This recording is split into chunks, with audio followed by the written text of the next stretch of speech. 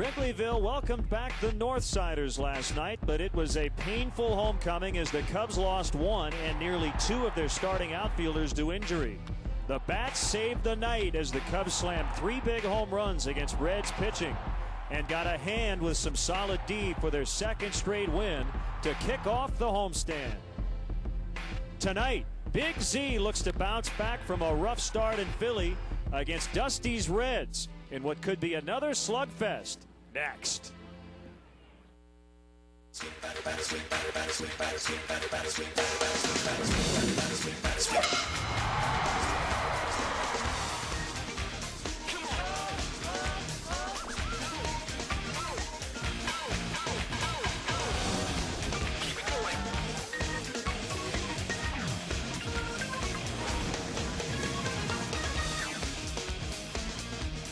Well, last night the Cubs lost one of their superstars, Alfonso Soriano, to the shelf. He has a right calf strain, but for the Cubs, no choice except to soldier on. And tonight they look for their 3rd consecutive win as they welcome in the Cincinnati Reds in the middle game of this 3-game series. Hi again, everyone. I'm Len Casper. Welcome to Cubs baseball here on Comcast Sportsnet. Bad injury news for the Cubs as Alfonso Soriano is on the DL. Hopefully he'll only be out for the minimum 15 days. Eric Patterson, a left-handed hitter, is now with the ball club. He can play second and all 3 outfield spots. Let's hear from manager Lou Piniella. Every time you lose one of your top players, it's not good. Plus, Alfonso's one of our leaders here. So, you know, we're going to miss him. But, team's got to step up and make up for the loss. And as we bring Bob Brenly into the mix, Bob, every team has to fight through adversity. In the case of the Cubs, it comes a couple of weeks into the season. Yeah, it really happened early this season. They missed Soriano for 27 ball games last year. The club was 12-15 in those 27 games that Fonzie was out. They're going to have to find a way to patch it together, and Lou has shown an amazing ability to be able to do that. Josh Fogg will pitch for the Reds. It'll be Big Z for the Cubs. Carlos Zambrano hoping to bounce back from his first subpar outing of the season in Philadelphia. Just didn't have command of anything in that ball game. Josh Fogg pitching his 21st ball game against the Cubs in his career. They should know him well. So for the Chicago Cubs, without Soriano for the next couple of weeks, they'll ask Mark DeRosa and others to pick up the slack as Big Z tries to get back in the win column. We'll have the Reds and the Cubs coming up.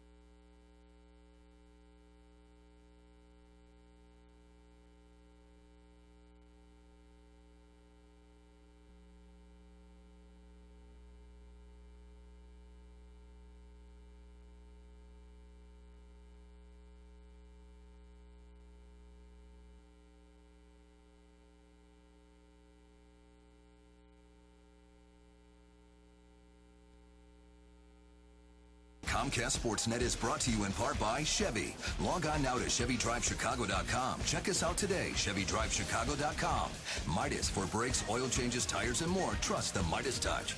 Your Chicago area Lexus dealer who invites you to test drive a Lexus today. Menards. At Menards, you'll find big lumber yards, big selection, and big savings. At Blue Cross and Blue Shield of Illinois, we want to give you the security to experience wellness everywhere. Geico, 15 minutes could save you 15% or more on car insurance. Cadillac, life, liberty, and the pursuit. And by Southwest Airlines. With Southwest Airlines, you're now free to be more productive. Visit southwest.com today. Now this is how you get ready for a ball game. The pile driver. Big Z ready to go. Mike Fontenot, for the first time in his major league career, will start as the leadoff hitter. He became the leadoff man last night. Alfonso Soriano had to leave after the top of the first. Mark DeRosa is playing left. We'll get the Cubs defense here in a second. Cubs wearing their alternate blue tops with Carlos on the mound. Now Dusty Baker's Reds lineup against Big Z, brought to you by Southwest Airlines. You're now free to be more productive. Visit southwest.com today. Former Cub Corey Patterson starts it. His brother Eric now with the big league Cubs. Keppinger, Griffey, Phillips. You have Adam Dunn, who did not put a ball in play last night. He walked 3 times. Encarnacion, Votto, Javier Valentin hitting 8th, and Josh Fogg 9th. And here's how the Cubs take the field defensively tonight behind Big Z. Brought to you by Rico. Move your ideas forward with Rico dependability. Mark DeRosa getting the start in left field for the injured Alfonso Soriano. Reed Johnson over in center. Fukudome in right field. Ramirez and Terrio on the left side of the infield. Fontenot and Lee on the right side. Giovanni Soto once again doing the catching for right-hander Carlos Zambrano. Making his 4th start of the season. We talked about his last time out against the Philadelphia Phillies. It wasn't pretty, but hopefully he got out of the way and get right back on track like he was the first 2 games of the season. I am so in between right now. The jacket's a little too warm. It's a little cool without it, but for the time being, I'm going to be like you. Don't wear the jacket until you have to. Hold your hats. It's blowing hard. Wind out of the south-southwest at 25. Rob Drake, who has 13 years of pro experience. Not one of the full-time major league umpires, but he'll call the balls and strikes. I like that forecast. Hold your hats. I took a walk today and I spent the better part of an hour and a half chasing my hat around Lincoln Park. You turn a corner and get smacked in the face with that wind and it jerks the hat right off your head. That's a good workout.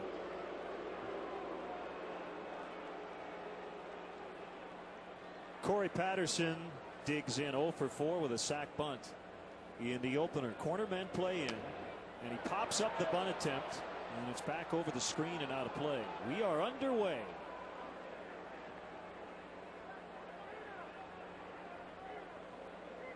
If this had been a 120 start, and the wind is blowing hard now, but not nearly as hard as it was blowing around 2:45 or 3 o'clock today. Now, there was a plane pulling a banner around Wrigleyville that was actually just stuck in midair. DeRosa goes back on this ball and he makes the catch. I loved his line on the pregame hit from Josh Mora. He said, I feel like I'm on the other side of the world playing left. He's normally at second or in right. We've talked about Mark DeRosa at length going all the way back to last season. The fact that no matter what position you put him at, he seems to be a natural. It's good jumps on balls in left field. He's taking some good lines right to where he had to be.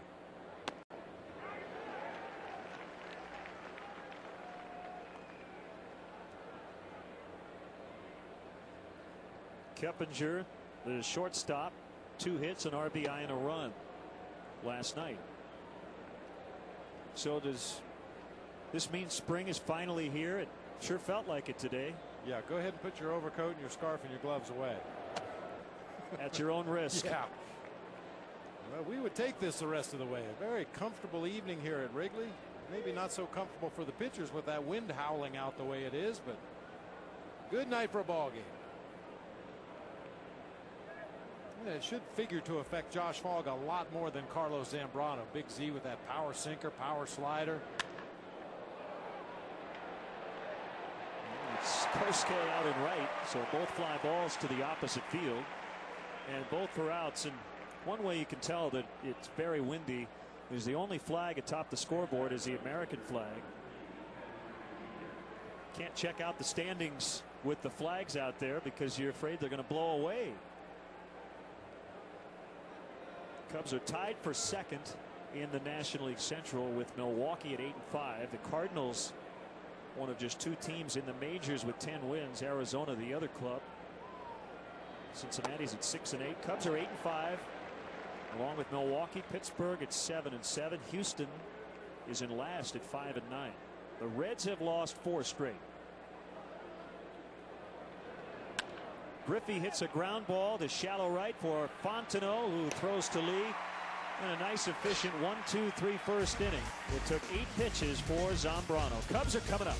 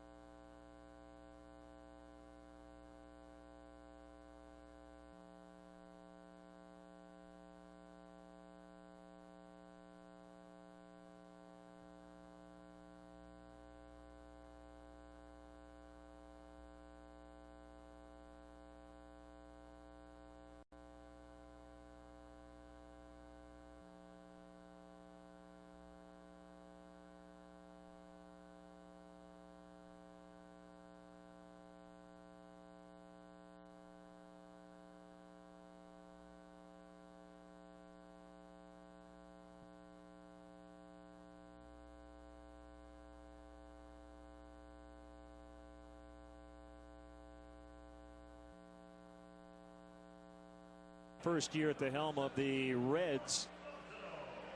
And let's check in on Lou Pinella's Cubs Southwest starting lineup. Fontenot leading off. Terrio, his college teammate at short. Lee with a big night last night all around. Ramirez at third. Kosuke Fukudome in right. DeRosa playing left, as we mentioned. Soto's the catcher. Reed Johnson in center. And Zambrano looking for his first hit, although he was a part of that big game-winning rally in the 10th on Sunday. Take a look at the Reds defensively. Dunn, Patterson, and Griffey across the outfield. Encarnacion and Keppinger on the left side. Phillips and Votto on the right side. Javier Valentin doing the catching tonight for veteran right-hander Josh Fogg. Mentioned in the open, this would be his 21st appearance against the Cubs in his career.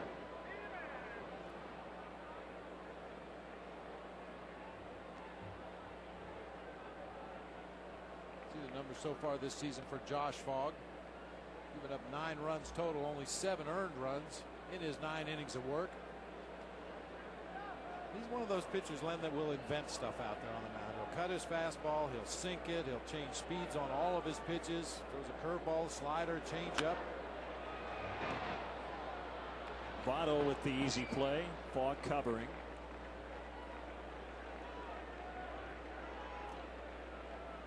Josh Fogg came up huge for the Rockies last year. Down the stretch.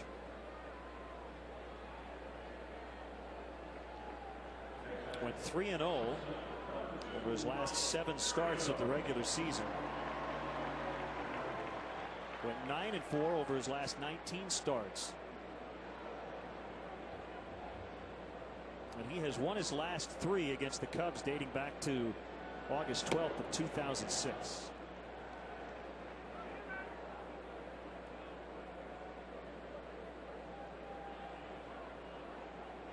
Well, Fontenot and Terrio reunited once again. They make up the double play combination, and they go 1-2 in the lineup. The Cajun connection. Certainly a huge familiarity factor with these two guys going all the way back to their college days. And a drive deep to left center for Terrio as he makes a bid for another home run. Just missed. Off the wall. He'll slide in safely. He hit his first home run of the year last night. That's his 3rd hit and 3rd extra base hit of this series. He's starting to crank it up.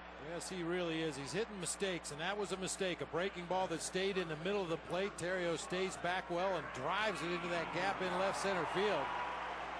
A little more elevation, get a little more air under that ball. It has a chance to get up into the bleachers. Ryan not taking anything for granted, hustling around first base. If that ball ricochets away from Corey Patterson in center field, he may end up on third base.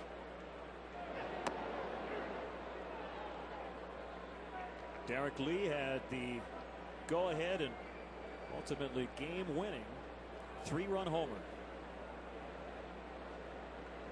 in the 5th inning off Aaron Harang.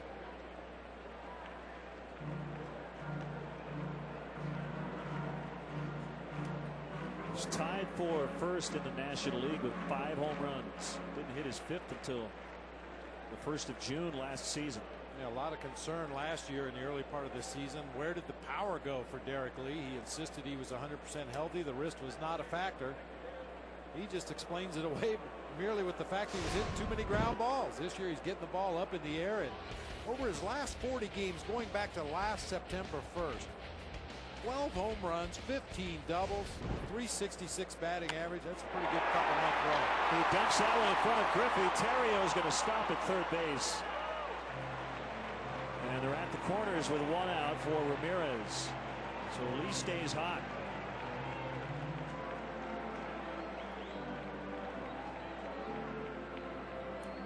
It's probably a lot easier for Derrek Lee to stay hot than a lot of other middle of the lineup hitters in the big leagues because of his approach at the plate. He's perfectly willing to take that ball to the opposite field if that's what the opposing pitcher is going to give him. A lot of 3, 4, 5 hitters in the National League and the American League, if they're not pulling the ball with authority, they're not getting their base hits. Derrek Lee is not that way.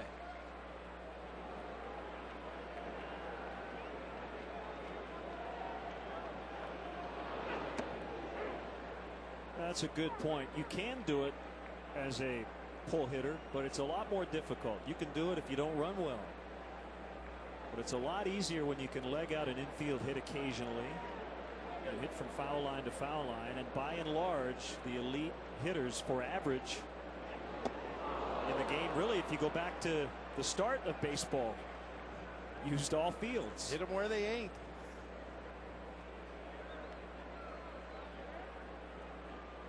It's just a smart approach on the part of Derrek Lee, something I'm sure he's learned over his career here in the major leagues. If a pitcher's going to work you away, you'd be silly to go up there and think you can pull a ball to left field with anything on it. You're probably going to hit it off the end of the bat or ground it weakly to the left side, but you drive a few of those outside pitches to right field. That forces that pitcher to come back on the inside part of the plate, and now you get fat. It would be fun to go back and look at the year-to-year scouting reports against Derrek, because 5 or 6 years ago the word would have been bust him in because he likes to take everything to right and right center. But then 2005 showed up and that changed. And the early part of this season that has changed. Derrek has been lightning quick on pitches on the inner half of the plate. A battle here for the Cubs cleanup man with an RBI opportunity with a 2-strike count. The kick and the pitch, and Ramirez gets hit, so he'll just keep the line moving for Fukudome.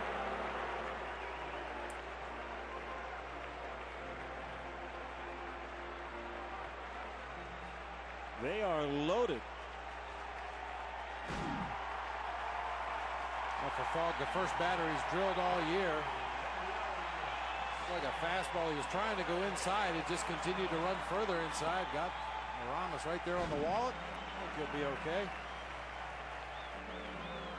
And this big crowd is already up with Kosuke up at the plate.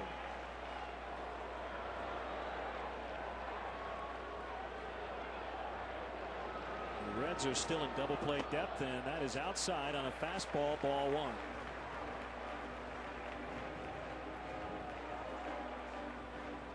Word is probably filtering down through the concourse area. If you haven't gotten to your seat, you might want to get there now. A few stragglers arriving late. 2-0, and now Fukudome is in the driver's seat big time. And he's always so in control in that batter's box, but 2-0, 3-1 is where you really see him take his most aggressive swings, and he has had a lot of those counts this year.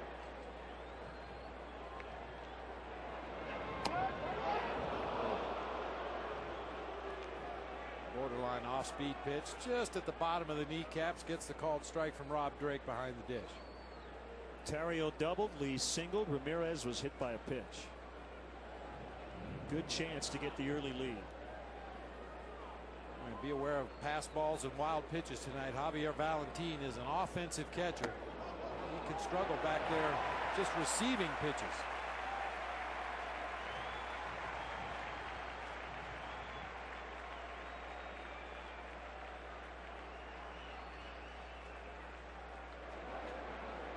Kosuke is going to make him throw a very hittable strike. He broke his bat, and it's wide at third.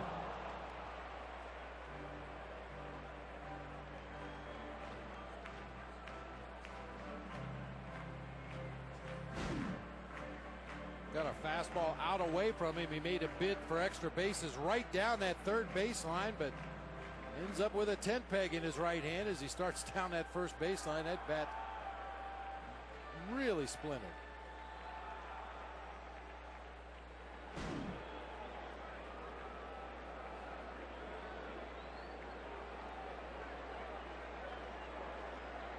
So a stressful bottom of the first inning for Josh Fogg. 3-2 with the bases loaded and only one out. Here he comes, pulled fair down the right field line. How many will score? Terrio in. Lee right behind him. Ramirez to third. It's a 2-run double.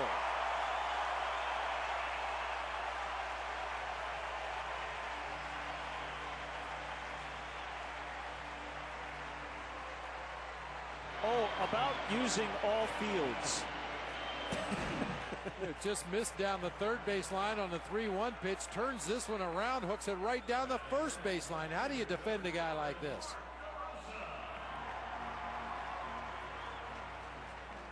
A thing of beauty. Cubs with an early lead here gives Zambrano a little bit of breathing room as he goes back to take the mound for the top half of the second. And they could still do some more damage. Second and third with only one out. Ball one on DeRosa.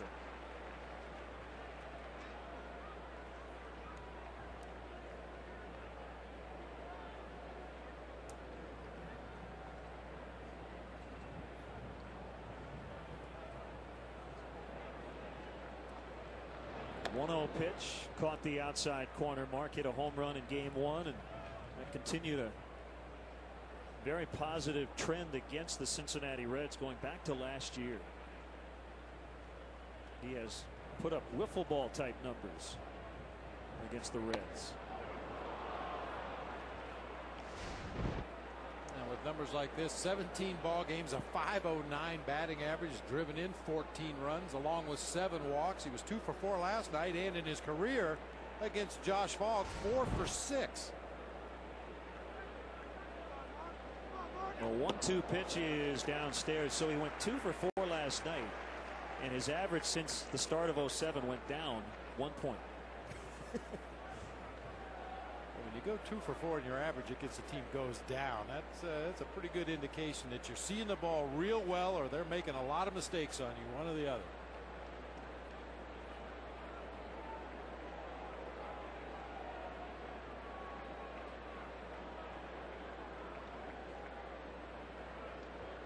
Well, you can be in a good streak and not hit a pitcher's best pitch because guys will make mistakes all the time. If you just hit the mistakes for home runs and doubles, you can put up a good stretch. This one will score 2. It's a fair ball. Ramirez and Fukudome will score as Dunn picks up the loose change. It's 4-0. A big first inning for the Cubs without Alfonso Soriano, who was placed on the DL earlier today.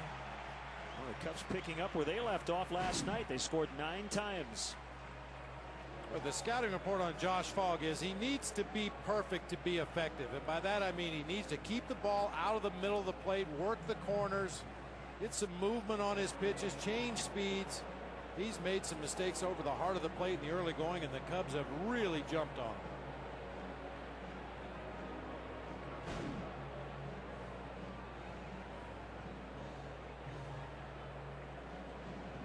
Dick Pohl, former Cubs coach, is out to chat with Fogg, who's now given up 7 first-inning runs in just 3 starts.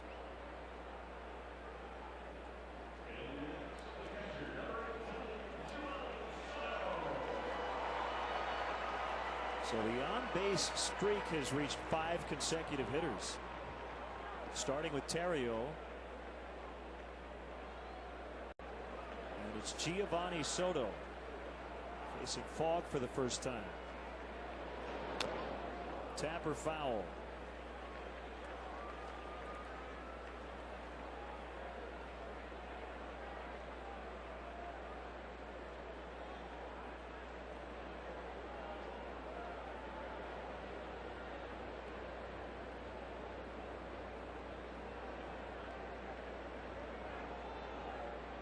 The 0-1 pitch jammed him and he fouled it away. There will be days here over the next couple of weeks where the absence of Alfonso Soriano will be very noticeable. But you do like the fact that the day he went on the shelf, this offense has this sort of inning. And Mike Fontenot started it off with a ground ball to first base. 1 out, 1 up, 1 out. And then the offense kicked it in gear. We'll hear more about the Soriano injury and what he now has to do to get back after the minimum 15 days coming up a little bit later. Josh Mora talked to Fonzie before the ball game.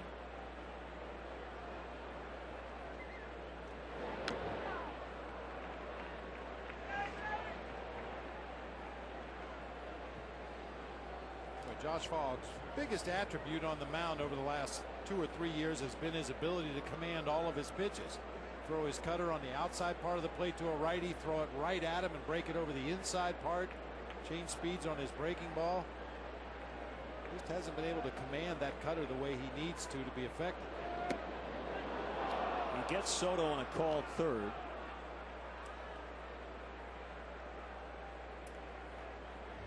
And with 2 outs in the inning, Reed Johnson will bat. Just an 89-mile-an-hour four-seamer right on the outside corner for a called strike 3.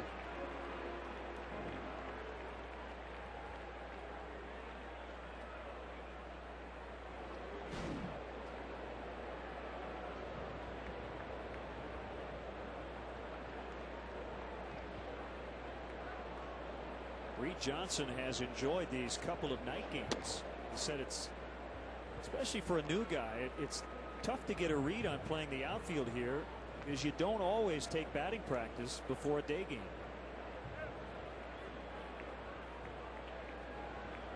Taking balls off the bat in BP, very important on a day like this.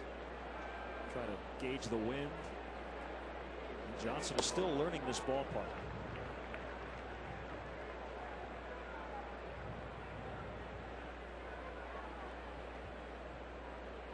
So really it's batting and fielding practice. You think about it. Well, ideally, a lot of major leaguers don't take advantage of the opportunity to field balls off the bat during BP. They'll take their fungos from the coach and then, you know, stand around and talk to your buddies in the outfield for the rest of batting practice. Popped onto the mid of Valentin, so DeRosa's now 90 feet away. It's a passed ball charged to Valentin. He's a little rough around the edges. We just talked about it a few moments ago. He's not in there for his glove, and it's evident at times. Not real mobile. Just tries to reach across his body there rather than shift his entire body out toward the outside corner and give himself a better chance.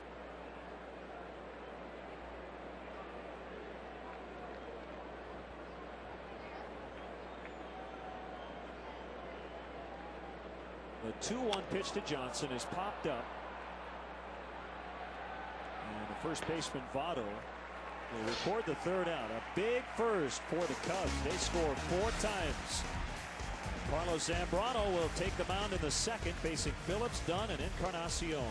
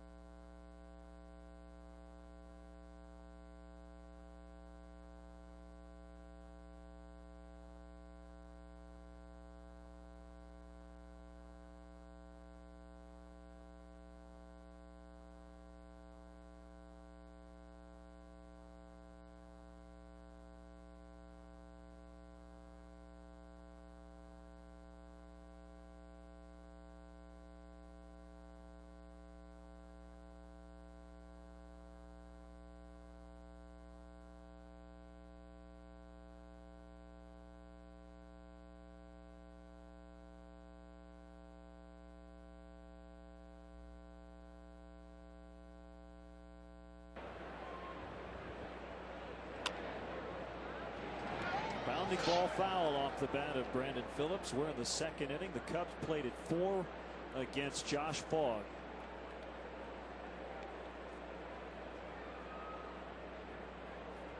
And they weren't really aided by the wind. They had 3 doubles in the inning. 3 balls were hit hard, swing and a miss, 2 strikes on Phillips. What it does tell you is that a 4-0 lead might not be safe. There's a long way to go. You better continue to add on offensively on a night like this here at Wrigley Field. Every opportunity you get.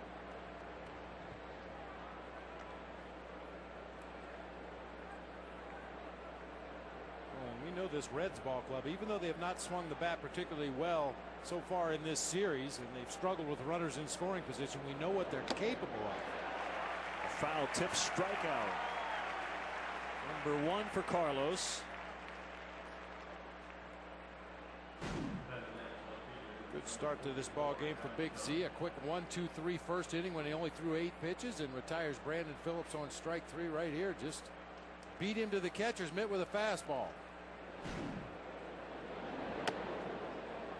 Inside on Adam Dunn, who went 0 for 1 last night with a strikeout and 3 walks. Z has missed twice off the inside part of the plate.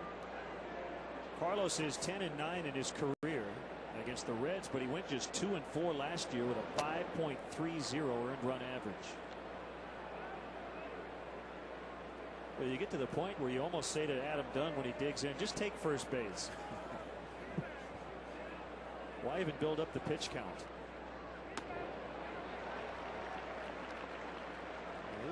He's a different animal, I'll tell you. There's no doubt it. I mean, you look at his numbers against Big Z. 224 lifetime batting average, 6 home runs in 49 at bats, 13 base on balls and 12 strikeouts. That's pretty similar to his career numbers. You know, that's what he does. He hits home runs, he walks, and he strikes out.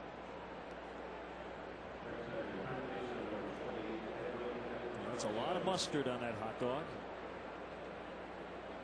Wow. They get all the food groups covered.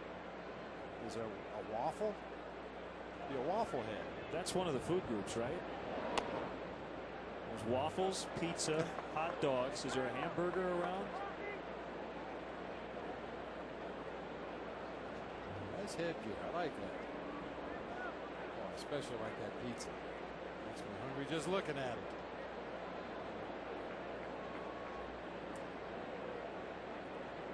Some peanuts as well.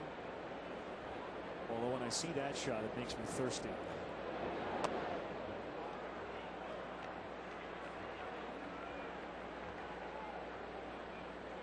Two and 0. Edwin Encarnacion. That's what I'm talking about. 3 balls, no strikes. This is not what Zambrano had in mind.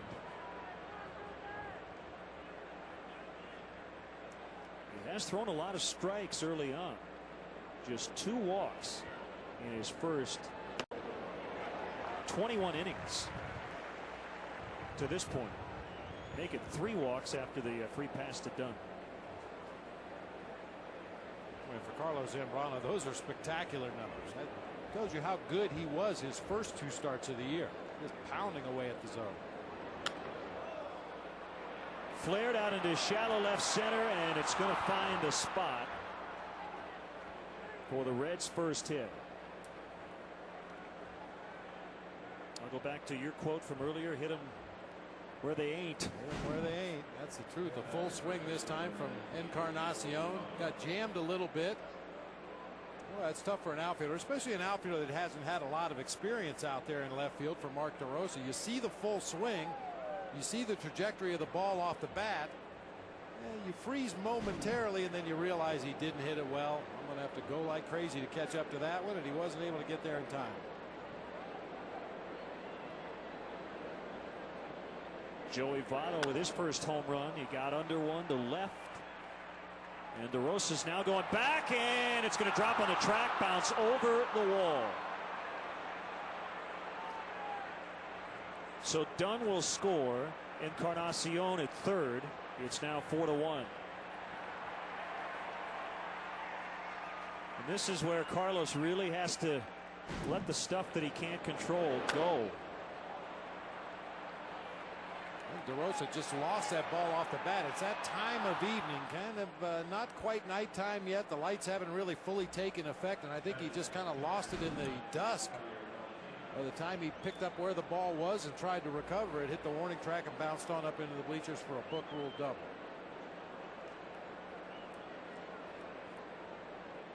Valentine with runners at second and third as the Reds try to get right back in it. The pitcher Fogg is on deck, and it's fouled back. And anyone who's watched Zambrano for any length of time understands that if there's one thing he has to do to get to that next level, it's to calm down in situations like this. He had a problem doing it in his last start. His first 2 outings, he was the epitome of cool and calm. Back to him. Throw to third, and they have Encarnacion caught. Soto will tag him out. A nice defensive play by Zambrano, and all of a sudden 2 outs in the inning.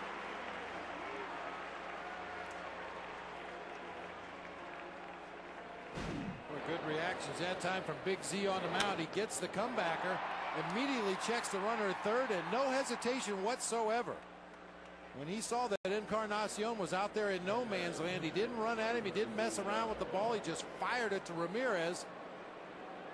Well, it's a good thing Rami held onto that ball as long as he did. You could see Ryan Terrio in the back of your picture streaking over there to cover third base. Had Ramirez given up that ball too soon, Encarnacion may have had an opportunity to get back to third. He handled that rundown situation perfectly. 2 strikes on the pitcher Fogg.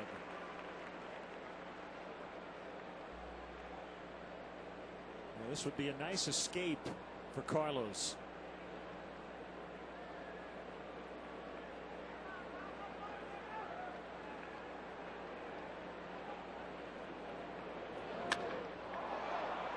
Oh, the Cubs got lucky there as the ball hit the mound.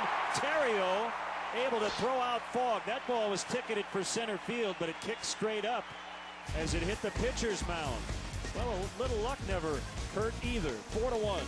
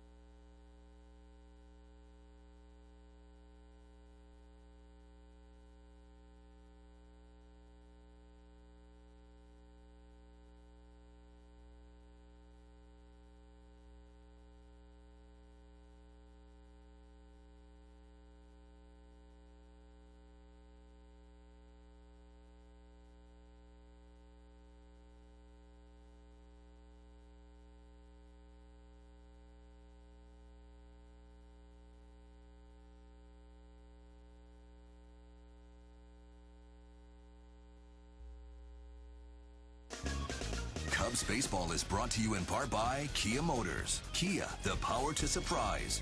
Rico, move your ideas forward with Rico dependability. And by Nissan and your Nissan dealer. Boy, breaks come in all shapes and forms in the game of baseball, and the Cubs caught a huge break on this play off the bat of Josh Fogg. The ball hits the side of the mound, shoots up into the air. You called it, Len. If that ball gets over the mound and lands on the grass behind it, it rolls on through into center field for a base hit, and the Reds are putting some more points on the board, but it hit the front of the mound, slowed it up just enough for Terrio to make a nice diving play.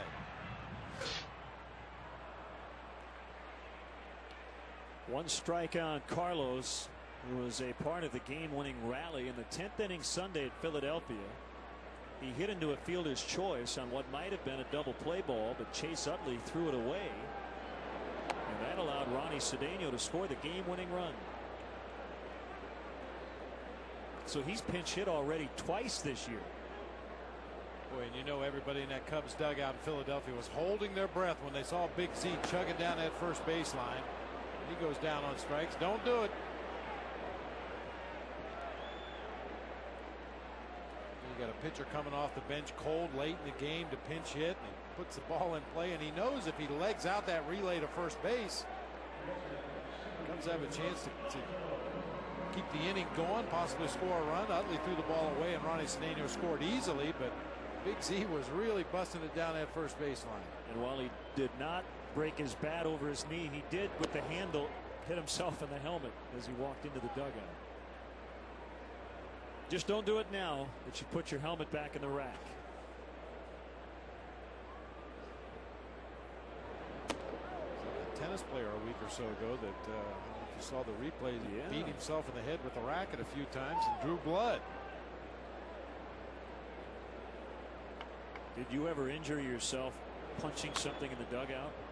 A dribbler foul by Fontenot. I'm ashamed to admit that yes indeed I did, but never bad enough to keep me out of the lineup. I'd be ashamed to go to my manager and say I hurt myself, you know, banging on the restroom door because I was mad I hit into a double play. I can't play today. That wouldn't float. Probably did it more as a manager than I did as a player.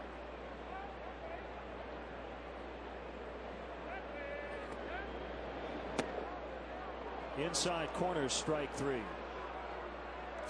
Three strikeouts now for Fogg. Talked about the cutter that he throws on both sides of the plate. The movement on that pitch back toward the center. Very similar to that Greg Maddux off the body sinker. If you're looking for the Bulls season finale, that game is on Comcast Sportsnet Plus right now. For channel locations, visit ComcastSportsnet.com. Comcast Cable HD subscribers can see the game in HD on channel 174.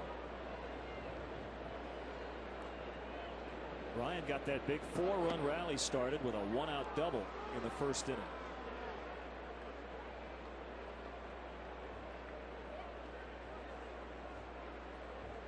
If you missed it, Soriano went on the DL with a right calf strain. The Cubs hope he'll miss just the minimum 15 days. And the younger brother of Red center fielder Corey Patterson, Eric Patterson, who can play second and all three outfield spots, has been recalled from AAA Iowa. He is on the bench and available tonight.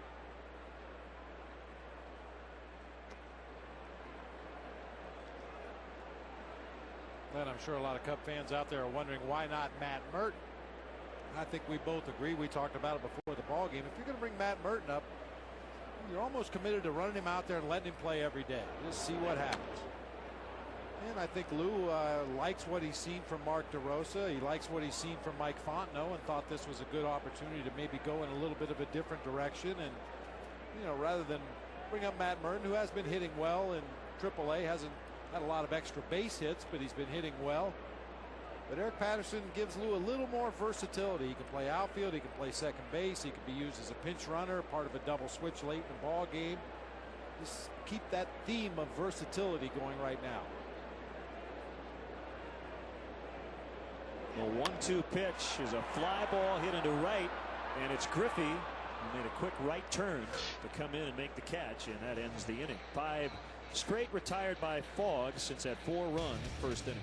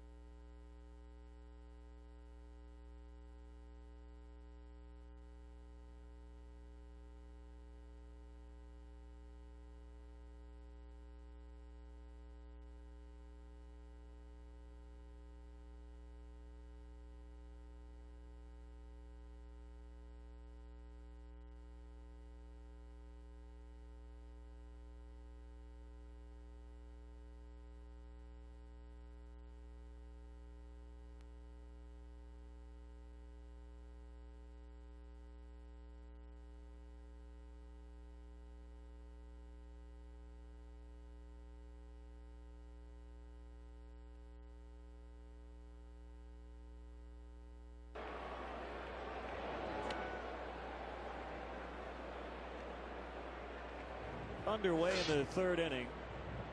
1 ball, no strikes on Corey Patterson.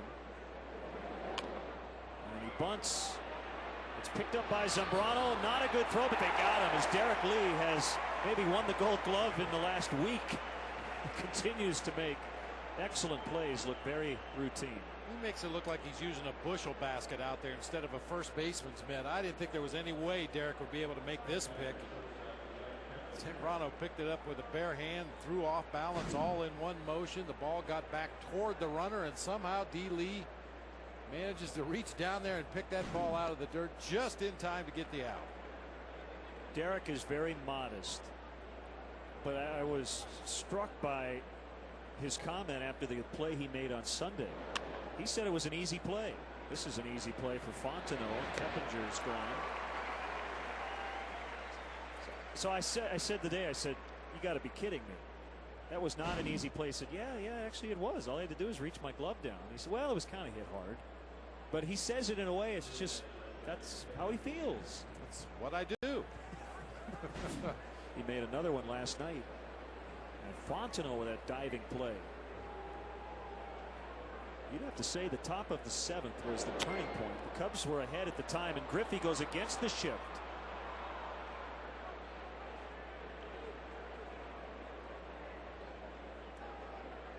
So he's aboard with 2 outs. My point is, when Derrek says it's an easy play, I believe that he thinks it is. Everything is relative, though. You know, put me down there with a first baseman's glove, and it wouldn't be quite as easy a play. You know, oddly, though, for defenders, a lot of times when the ball is hit hard, you don't have time to think. You just react to what you see. You put your glove out there, your hand-eye coordination comes into play, your instincts come into play. You don't really have time to think and move your feet, get into position, and think about the situation. Just catch the ball. There was no time Sunday to think, if this ball gets by me, the game might end.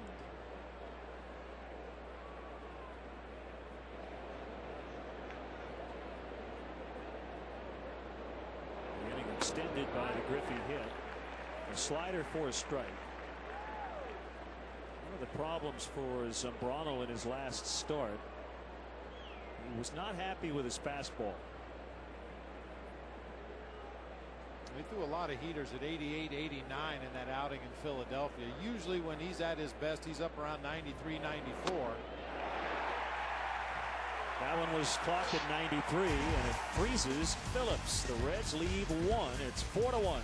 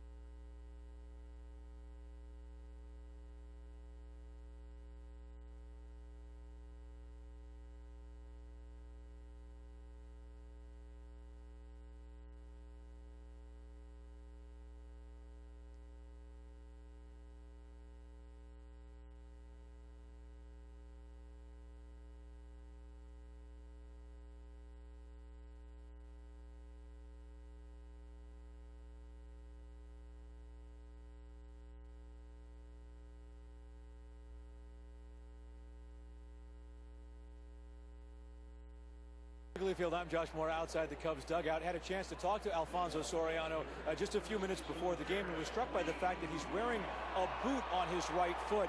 He says it's just a trainer's precaution. He only expects to wear it 3-4 days. Will go into regular rehab after about a week and expects to be ready after he comes off the disabled list 15 days from now. But most importantly, he really hates cheerleading. He doesn't like being in this spot. He was hurt last year, but he does hope that the reason that they're being precautious, or I should say cautious right now and taking this precaution, is they want to be sure that he's going to be able to run again and use all of his skills when he comes off the disabled list. Guys? Thanks, Josh. Derrek Lee skies that one up and out. His 6th home run already. And it's 5-1. All Josh Falk can do is smile. 3rd time Lee has taken Falk deep.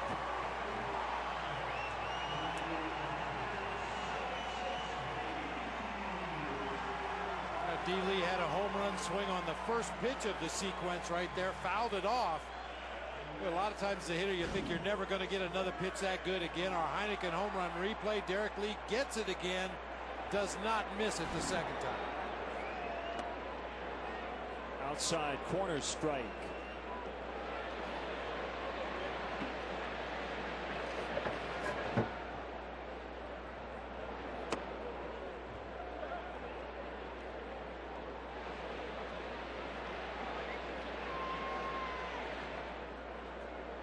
A 1-1 pitch to Ramirez is a little low.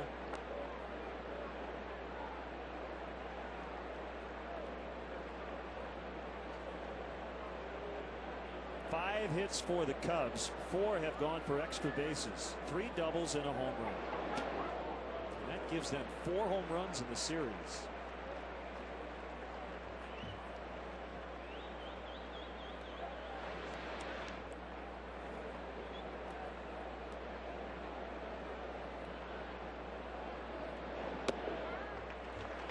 Ramirez walks. Josh Falk has given up over 20 home runs the last 3 seasons in a row. Well on his way to that number once again.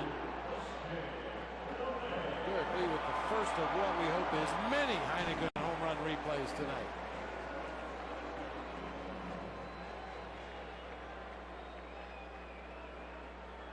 Ramirez has reached twice, hit by a pitch in the first and just took a walk. The first walk issued. And through the hole on the right side, a base hit for Fukudome. He's 2 out of 2.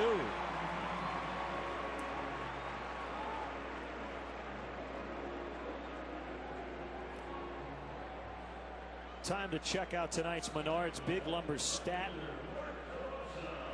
Cubs with 19 home runs. Right now they're 4th in the National League.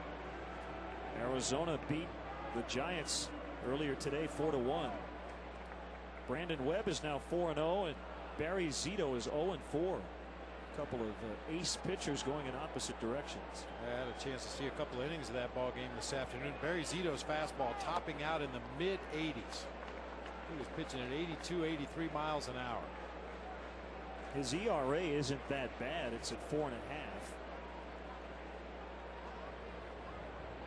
Webb, meanwhile, at 1.86, he gave up 1 run in 8 innings.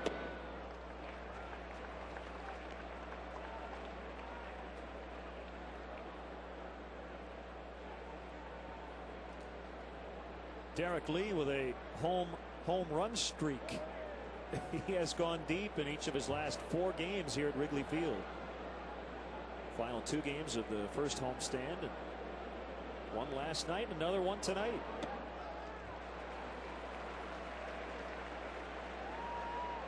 Cubs media relations department all over it.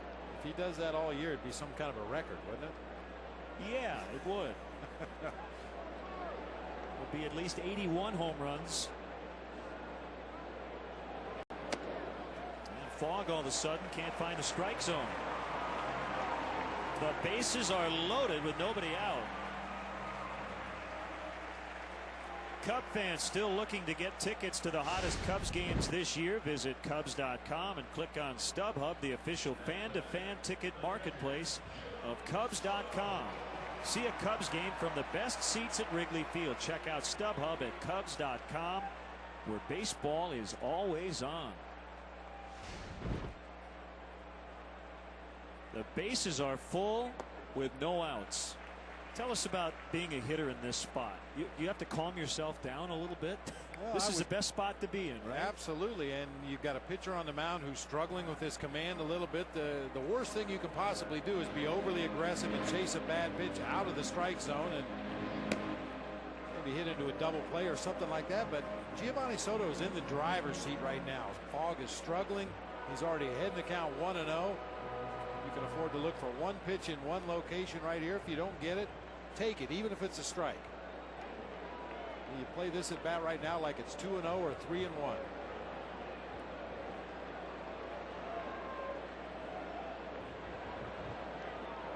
Fogg has a sign from Valentine. The swing and the miss. You sometimes see, wow, this guy's hitting 385 with the bases loaded. You should hit for a pretty high average, right? For the most part, a pitcher needs to throw a strike.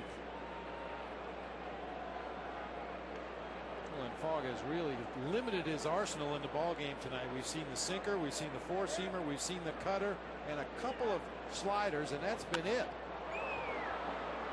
Hasn't really changed speeds very often. He's trying to locate that cutter on both sides of the plate. If he gets that pitch going, that's his bread and butter, but right now he hasn't been able to command it at all. Second time the Cubs have had him loaded. They scored 4 in the first inning. A leadoff home run from Lee here in the third, and a chance to get a lot more as Soto fouls that ball off his leg.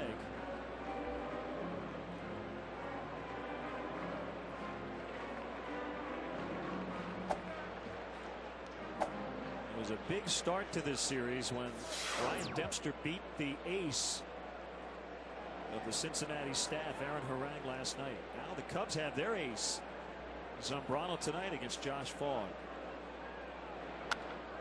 Drive to left. Dunn's going to go over and have to play that one off the wall. Ramirez, Fukudome both scored. DeRosa to third, and the Cubs are pouring it on. It's 7-1. Giovanni now with 11 RBIs on the year.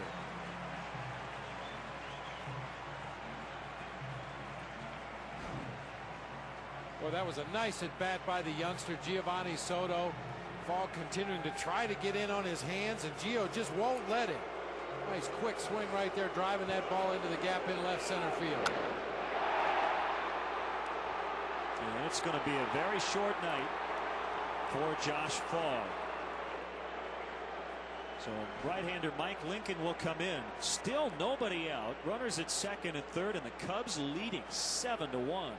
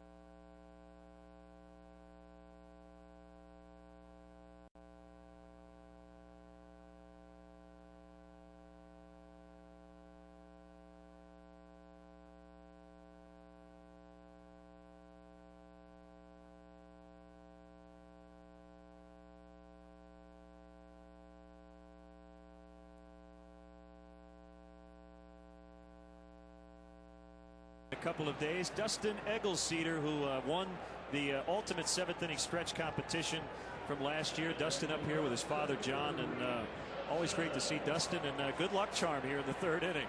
And he came up to the booth, and the Cubs started raining base hits and runs. You got to stick around for a while, Dustin. Reed Johnson. They'll face Mike Lincoln. Dustin with one of the best renditions of the 7th inning stretch we've ever heard. What a great competition it was last year. Breaking ball for a strike. And Dustin also sang at the Cubs convention. That was a great surprise in mid-January.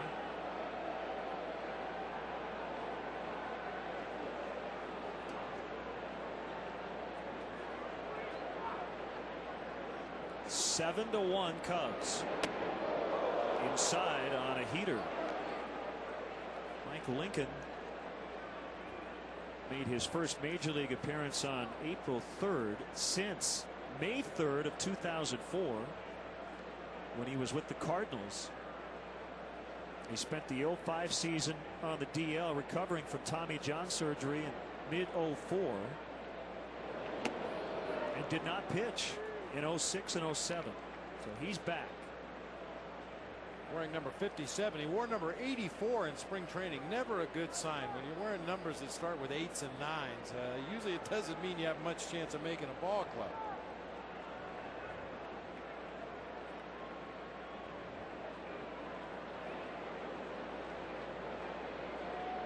The 1-2 pitch is popped into the air in center. DeRosa tags. Soto has to hold up at second as the throw goes toward third. It's 8 to 1. Reed Johnson with his 6th RBI of the year.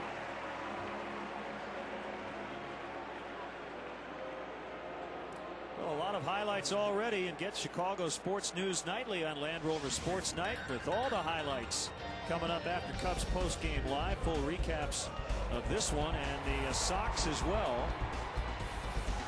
And we'll meet a man who took on MJ one-on-one and won.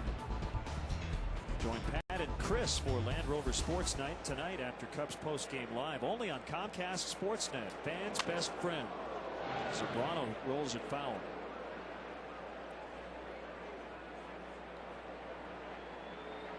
My interest has been piqued.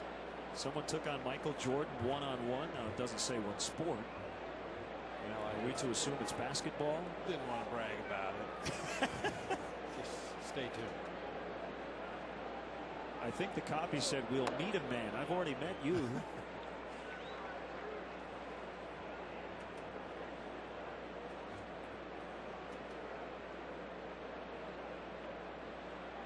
It's 8 to 1 Cubs.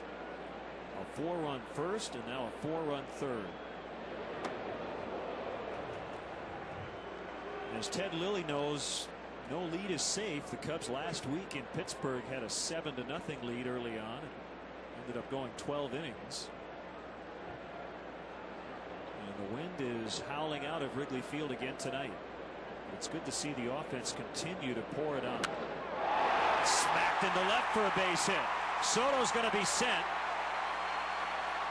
And the relay throw will not be made. Zambrano with his first hit of the year. 9 to 1.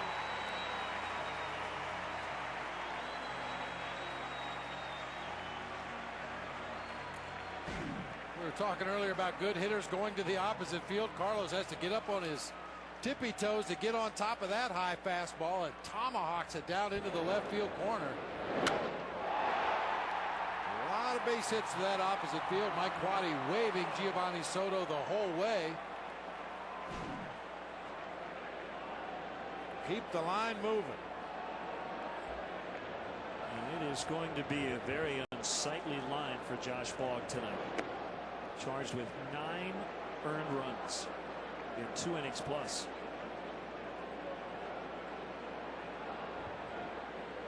Give up 9 runs, 7 earned in his first 2 starts this year. 9 tonight.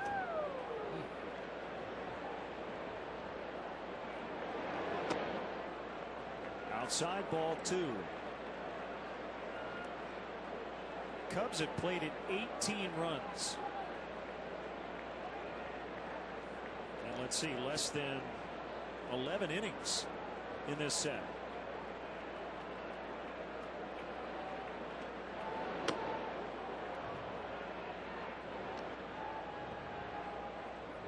little better fastball from Mike Lincoln. Has a good sinker to throw in the low 90s. We've seen the over-the-top curveball. He also throws a slider and a straight changeup. We've seen more breaking balls from Lincoln in his time in the ball game than they saw from Josh Fogg in his entire 2 innings of work. Encarnacion will sidearm that to second base to get the force play. Zambrano's out, 2 down.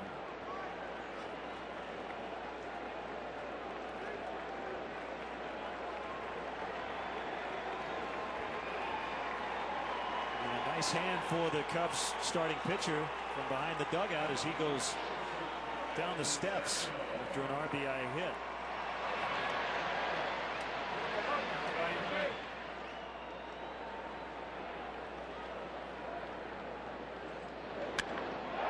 Ripped into left, a base hit.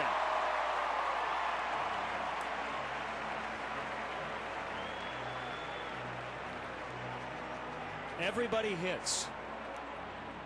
That sign has to be posted somewhere in the Cubs clubhouse tonight. And hey, Cub fans, you might want to catch this one again. Cubs games are now on Comcast Sportsnet on demand. Comcast customers go to digital channel 999, then look for Comcast Sportsnet and watch Cubs games on video on demand. Comcast Sportsnet, fans' best friend.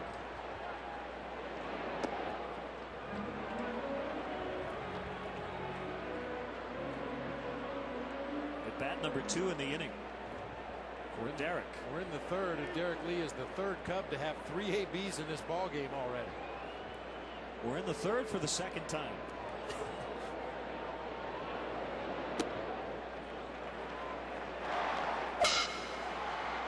Lee launched a homer off of Josh Fogg, leading off this third inning. I think Josh Fogg would have been smiling like that if he knew what awaited him after that home run. Mike Lincoln wants nothing to do with him right here. 2 breaking balls to run it to 2-0. Just missed about a foot wide with a fastball.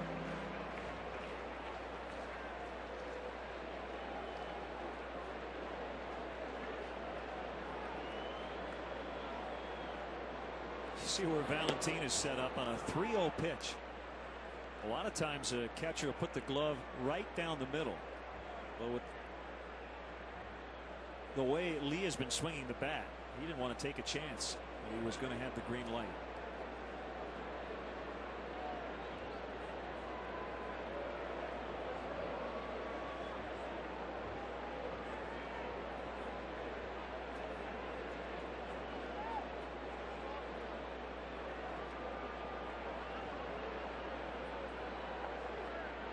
The 3-1 pitch.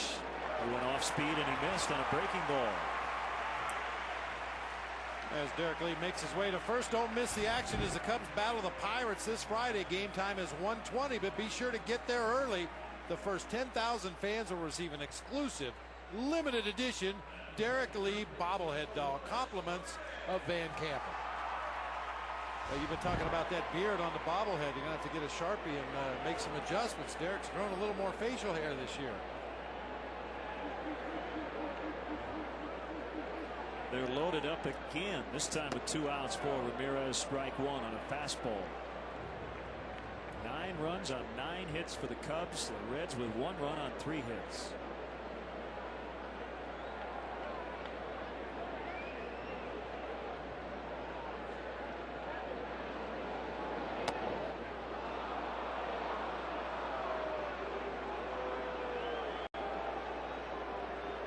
Nibbling around with Derrek Lee. Lincoln wastes no time here on Aramis Ramirez. 2 fastballs, 1 down the heart of the plate, 1 on the outside corner.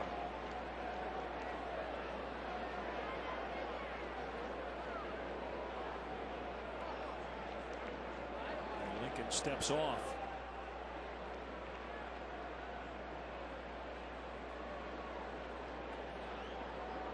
A long look at Valentin, and now Javier has to go out.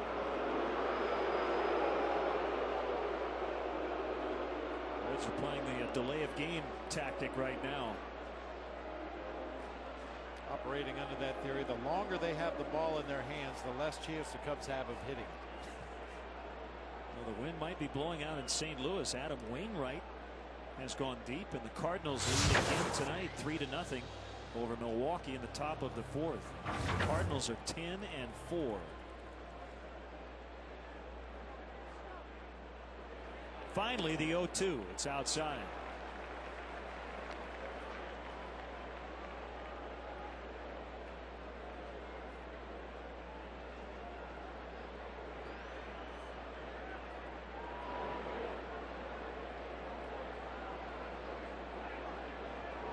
The next one down along the right field line. This ball is coming back. And it hits the top of the railing area there and bounds out.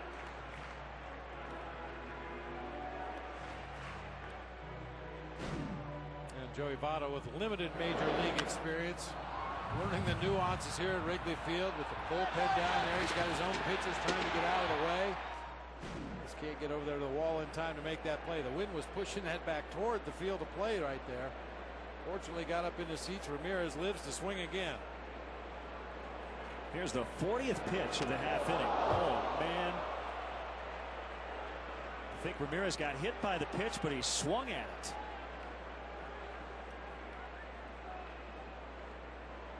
So that'll be just a foul ball. Mark O'Neill will come out to check on it.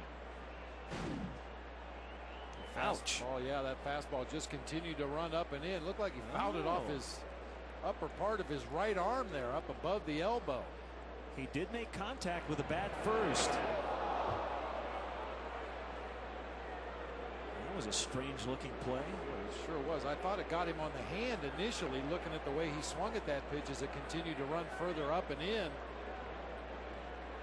I guess if there's a good result of that particular play, that was it. He didn't get hit in the hand. Boy, you get hit in the hand swinging at a ball like that, you'll end up on the DL next to Fonzie.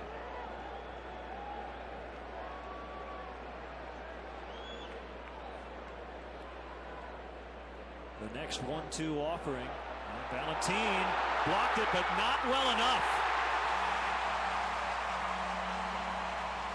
Boy, Mike Fontenot really streaking down the third base line, 10-1.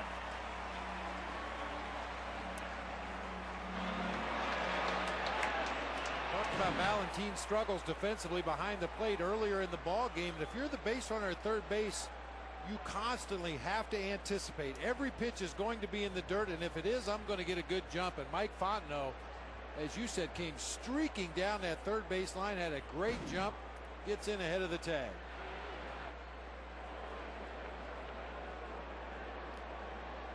Second and third, the 2-2 pitch off the end of the bat. He just reached out and stayed in there.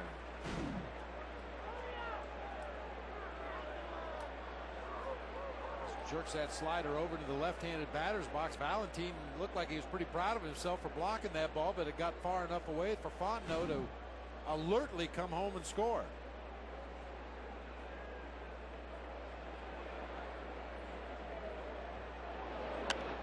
This battle continues.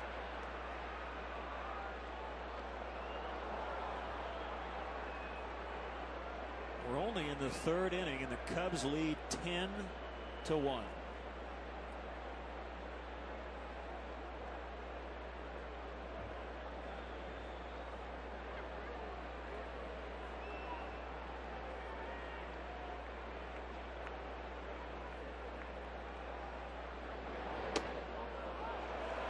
Just held up. And it's 3-2. Boy, that's not an easy pitch to take in a two-strike count either. That cutter that starts near the outside corner, slides just off the plate. Good take by Ramos.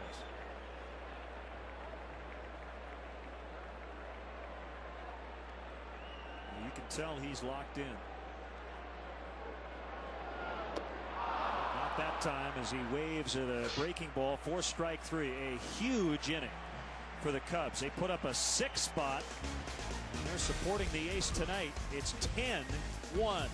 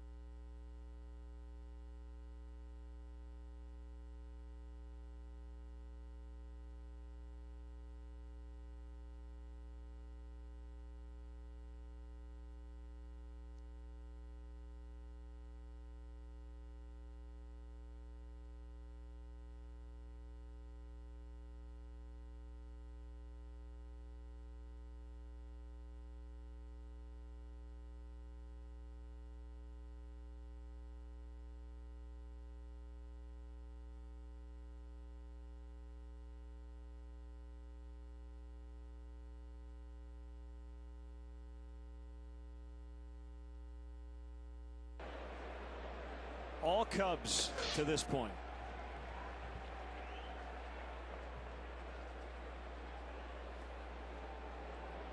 Nothing in one on Adam Dunn.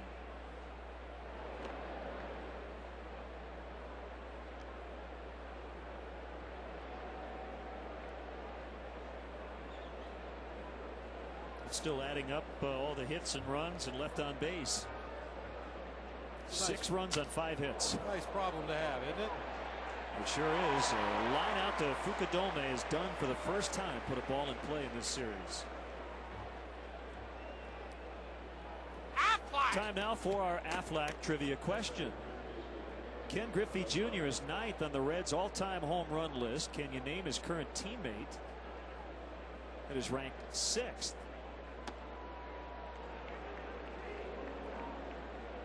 First I thought, wow, I have no idea. And then I just thought about who made the first out. Oh. I don't know if I'm right. I have not been given the answer.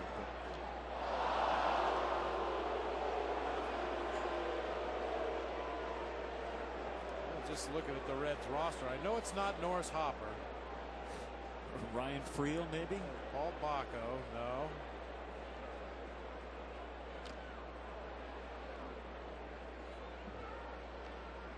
Just by process of elimination, you could narrow it down rather quickly.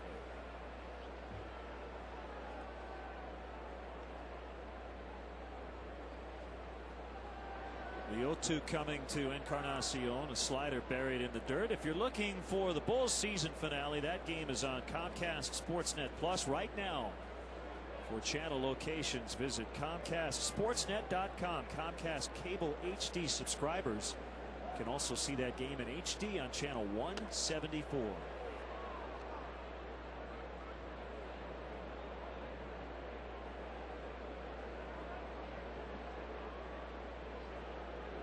Can you book 10 runs, she says, on a base hit to left for Encarnacion.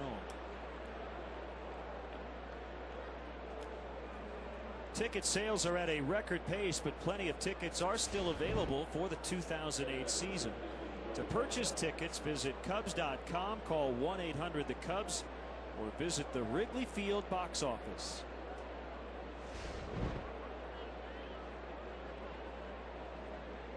No place those guys would rather be on a beautiful night here in Chicago.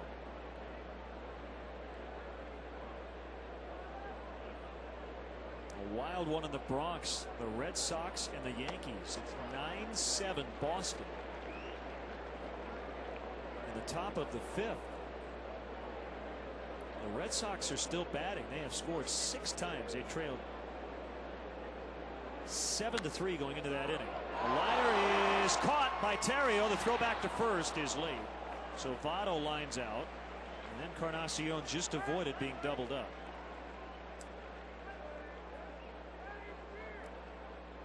Unfortunately, that ball hit right at the right at shortstop. That was an ankle-high line drive off the bat all the way out to the shortstop position.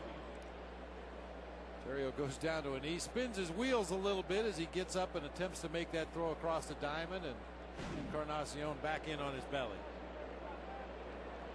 In that Red Sox-Yankees game, A-Rod with home run number 522. So he is now 15th on the all-time home run list. He passed a couple of guys you may remember, Ted Williams and Willie McCovey. I've vaguely heard of him, yeah.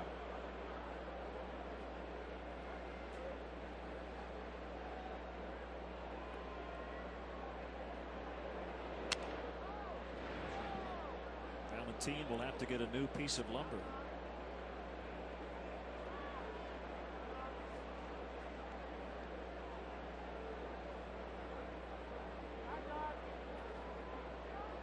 Jim Thome back from suspension with a home run tonight.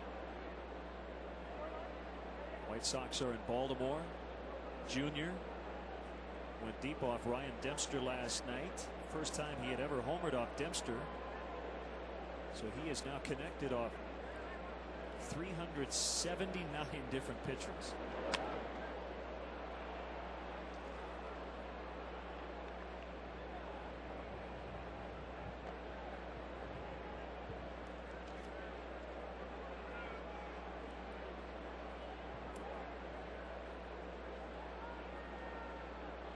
Ryan's line after the win last night was, "I'd rather win ugly than lose pretty."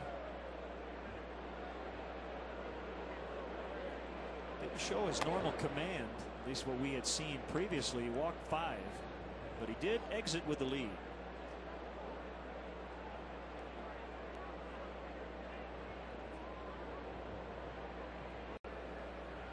Carlos is chomping on that gum. The 2-2 pitch is pop foul.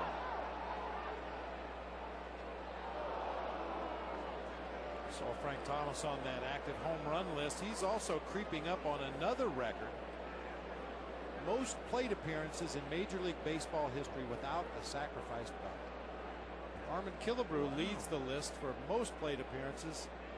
Sometime over the next week or so, Big Frank will pass him unless he drops down a bunt. Who knows? Valentine went around. That is a strikeout. The Cubs pouring it on offensively. Kosuke already 2 for 2. Will start the bottom of the 4th in a 10-1 lead.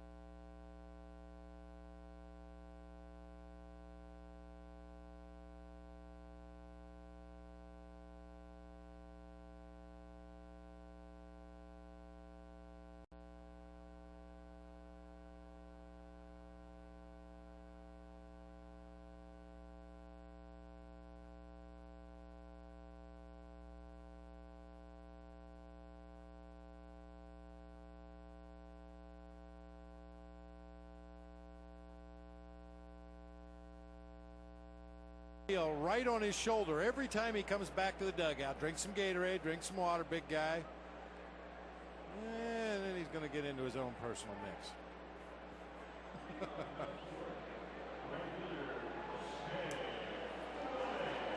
Yeah, you have to use a couple of columns there for the Cubs' 3rd as they sent 11 to the plate. New pitcher for the Reds, Johnny Holstaff tonight. Yep. Jeremy Affeldt.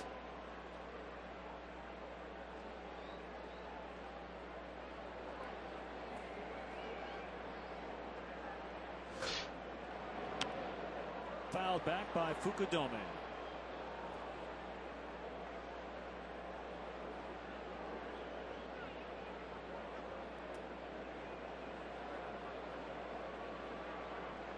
So Affeldt already the 3rd Reds pitcher to work in this ball game.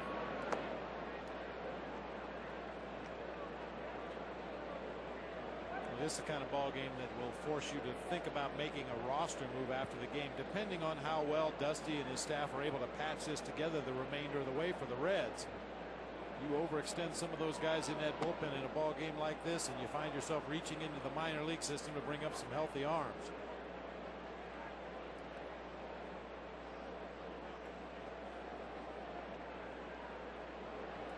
Coming into this series, the Reds were pitching very well. They were 4th in the league in earned run average. They dropped to 7th after giving up 9 last night. They may drop a couple more spots tonight.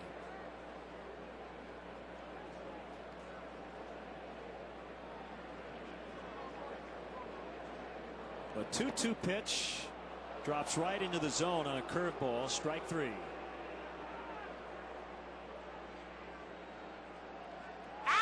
Now back to the Aflac trivia question for tonight. Ken Griffey Jr.'s 9th on the Reds' all-time home run list. He has a current teammate who is 6th. And for the first time in my 4 years with the Cubs, I got one right. Adam Dunn. Let's see, the last 3 consecutive years, Adam Dunn not only has hit at least 40, he's hit exactly 40 home runs. And he has been pretty consistent in that regard.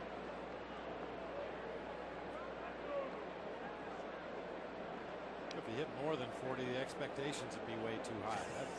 Well, I never hit 40 or 41. Right.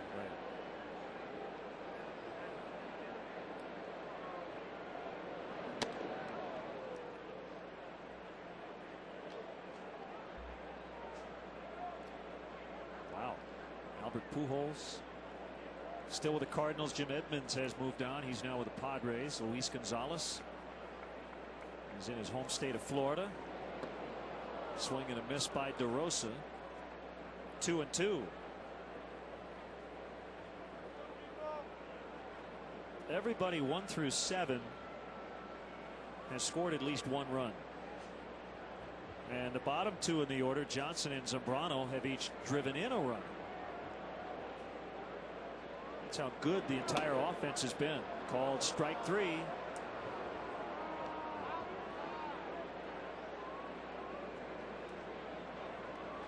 I don't care if the score was 31-1. You don't like taking a called third. No, especially this pitch. Appeared to be off the plate the entire way up there. Valentin set up on the outside corner, reached all the way across his body to catch it. Well, it's been known to happen before in a ball game where one team takes a huge lead early in the game, as the Cubs have done here tonight. Strike zone tends to get a little bigger. Umpires want to keep the game moving, get the guys to swing the bats. Plus, Affeldt has come in throwing strikes, which is something the other 2 Reds pitchers were not able to do with any consistency. Well, it's good to see the Cubs get the offensive production they have received from Giovanni Soto behind the plate. That was a problem last season. Michael Barrett got off to a slow start. And while Coy Hill did a terrific job defensively, he struggled. Rob Bowen did it briefly. Jason Kendall had some stretches. The Cubs feel very comfortable with Soto behind the plate, and he's worked very hard on his defense as well. Swing and a miss. He strikes out. So the Cubs go down meekly in the 4th, but they have been very powerful tonight. 10-1 after 4.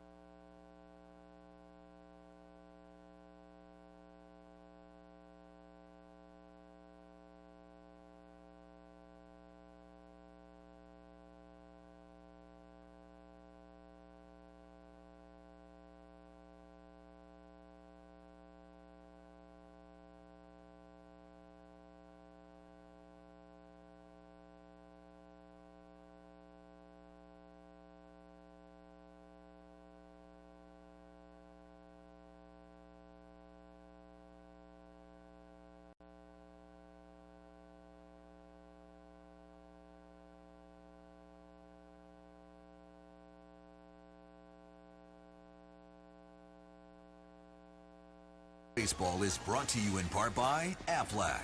Ask about it at work, and by the Toyota Tundra. Visit ytundra.com to find out why the Toyota Tundra is a great way to keep moving forward. In between innings, the Menards grounds crew manicuring the infield dirt.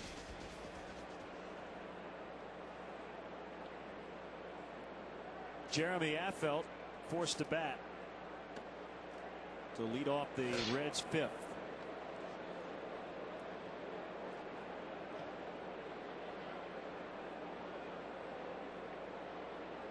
What do we have here? A pack of baseball cards.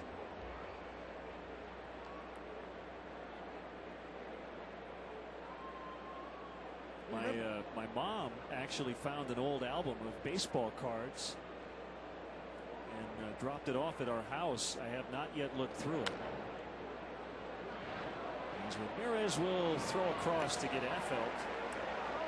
I'm hoping there's a Bob Brenly card in there somewhere, because the cards I have range from about 1978 or 9 to probably the mid-80s. So at least a few of your former teammates will be represented. What's a Bob Brenly rookie card worth? Well, unsigned, it's probably worth about a nickel, and if you sign it, it's worth 3 cents. That's my standard line. I have no idea.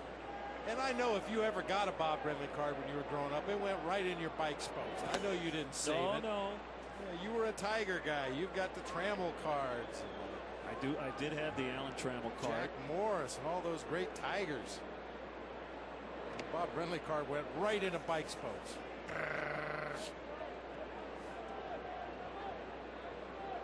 I seem to recall a Steve Swisher card in the Cubs uniform. Would have been probably earlier than the late 70s, or like the mid 70s. Swing and a miss by Corey. Yeah, actually, my first game ever I took in here at Wrigley Field, a day game back in, let's see, that would have probably been about 1974, 75 maybe.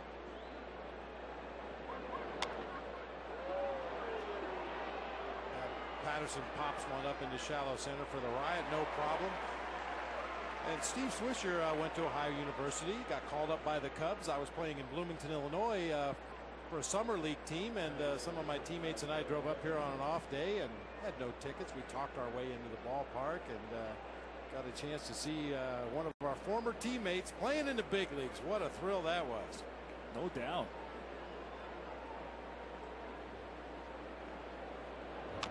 You said 74. That would have been Swisher's rookie year. Okay. Good call. He was an all-star in 76.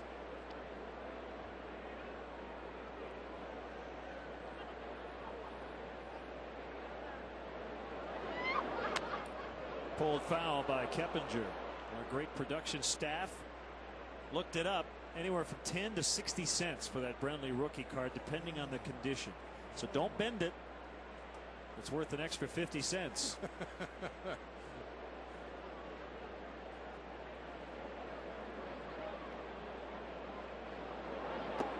Remember that the gum they used to put in the bubble gum cards? I don't know. You're young enough. They might have stopped putting the gum. No, in the they did. That little still paying for it. Stick of pink cardboard with powder on it. I don't know what that was, but you would have been better off eating the card. Yeah, really. A swing and a miss by Keppinger. 5 in a row sent down by Zambrano. All Cubs tonight, 10-1.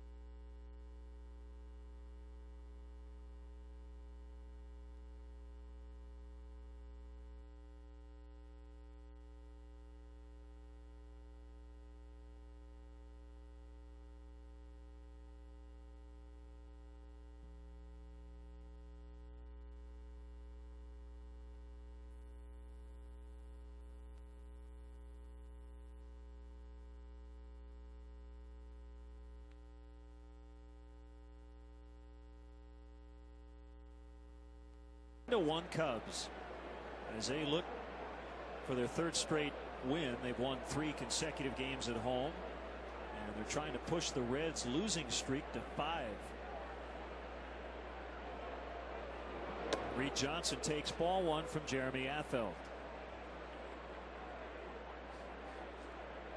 We get a sheet of paper before every home game here at Wrigley Field, and it says today at Wrigley Field. It mentions who's throwing out the ceremonial first pitch, who's singing the anthem, who's conducting the 7th inning stretch, and tonight it'll be the Class 4A state football champions from Driscoll Catholic High School.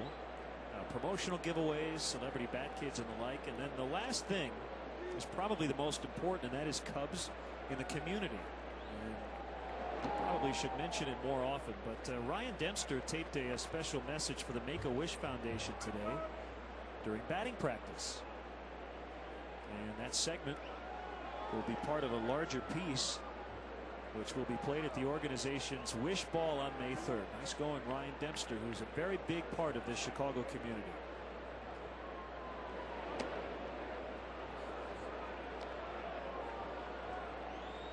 A couple of years ago, Ryan sat in the stands during a long rain delay and just signed autographs. Yeah, went up underneath the overhang and just sat on the end seat of an aisle, and he must have signed autographs for over an hour.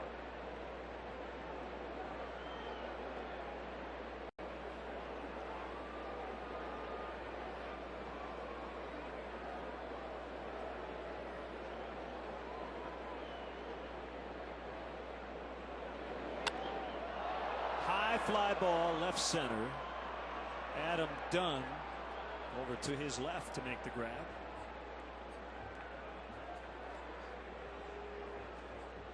One of the ceremonial first pitches tonight was thrown by Mike Kowalski with Tiffany and company.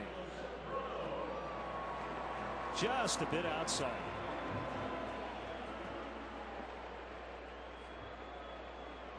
Through the blue baseball. Tiffany blue. I'm sure your wife has a whole bunch of those little blue bags in the closet at home. All the tons. Wonderful gifts that you've brought home from the road trips over the years. She doesn't even say thank you anymore. She gets so many. Broken bat and a base hit for Zambrano. That's his second hit of the night. One left-handed, the other one right-handed.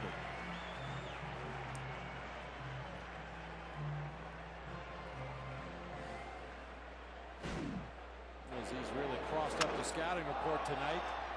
Low ball hitter from the right side, getting this base hit to left field. You may remember his base hit left-handed was on a high pitch. Usually the left-handed batters are good low ball hitters. Righties are good high ball hitters. Carlos really crossing up the advanced scouts here today.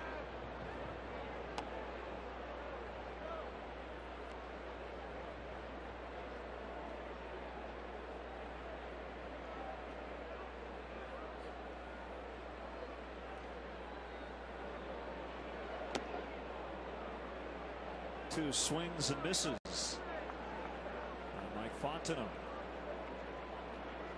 Cubs leadoff man in the absence of Alfonso Soriano.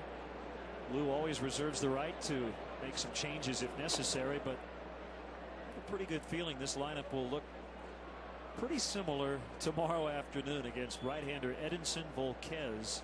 He'll be opposed by lefty Ted Lilly, who looks for his first win.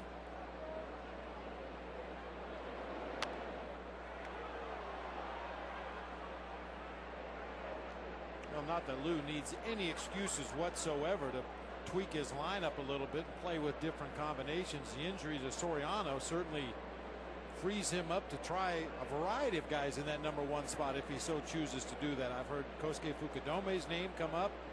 Ryan Terrio's filled that role. Mike Fontenot tonight. Should Eric Patterson get a start sometime in the near future, he's a guy that you could possibly plug into that leadoff hole as well.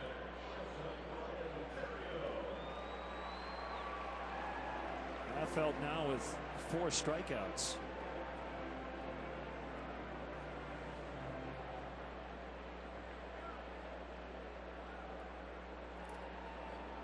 Ryan started the night at 267. He's up into the 290s, 2 for 3.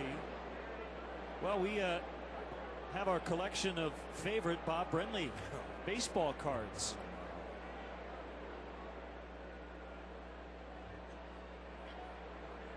Maybe a good future giveaway idea here at the ballpark, smothered by Valentine.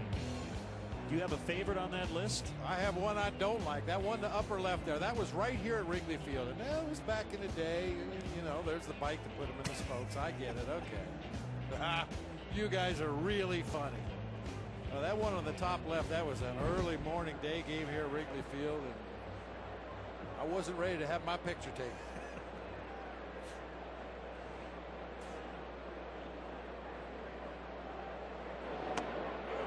Can all be yours for the low price of about $3. But you know what? You had a lot of baseball cards. That's all that matters. Now, do you have the framed, all your cards in one? I've got a couple different frames. Yeah, some fans in San Francisco made me a real nice framed picture with all the cards arranged like it was a diamond. You know, one behind the plate, one at first, one at second, all the way around. But yeah, most of them are in a box in the garage. Just waiting until I get my new bike. I'll sound like a Harley Davidson going down the street. I'll have so many Bob Brenly cards in those tires. Swing and the miss by Terrio. All right, give us a good batter stance here. There's the card, the updated Bob Brenly baseball card. 10-1 Cubs.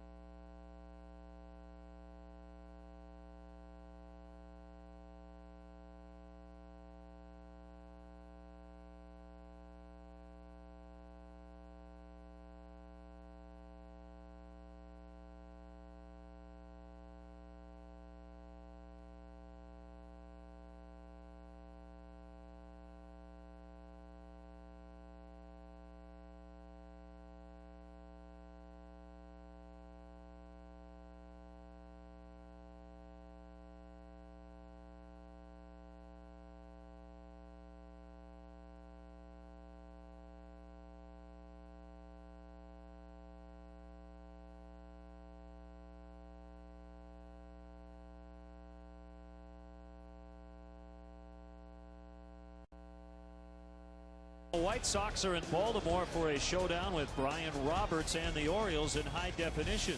Don't miss the Sox and the O's in HD tomorrow night at 6 right here on Comcast Sportsnet, fans' best friend. Brian Roberts, I haven't heard that name in a couple weeks. Careful now. Told you Josh Fogg wouldn't be able to hold us down. The White Sox beat the Orioles tonight 3-1. Yeah. You know what the guy was saying, don't you? Yes, dear. You're right. I'm sorry.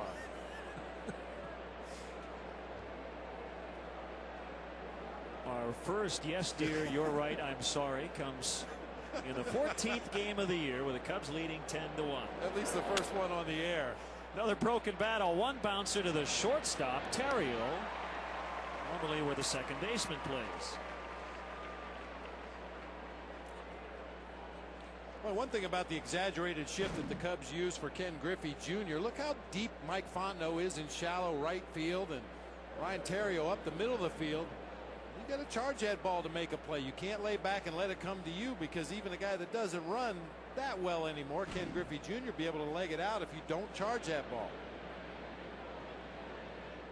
Another former Cub, David Weathers, up in the Reds bullpen.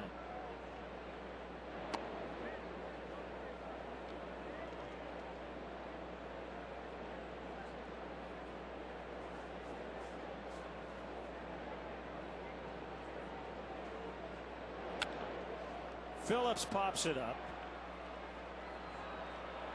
And both guys are calling for it. Fukudome makes the catch. Reed Johnson wanted it, but so did Kosuke. And usually in a battle like that, the tallest guy is going to win out.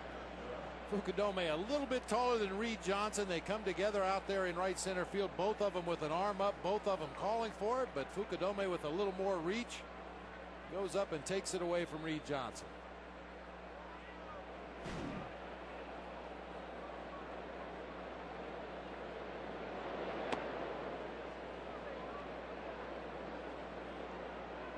Zambrano got into some trouble in the second inning after the Cubs scored 4 times in the first. He was able to get out of it with only 1 run allowed. Made a nice defensive play and caught Edwin Encarnacion between third and home for the second out. And then they got some help from the pitcher's mound on a ball hit by Josh Fogg. Might have been a base hit, but it kicked straight up in the air, gave Ryan Theriot time to get it. They got the out. And then the Cubs in the bottom of the third added 6 runs.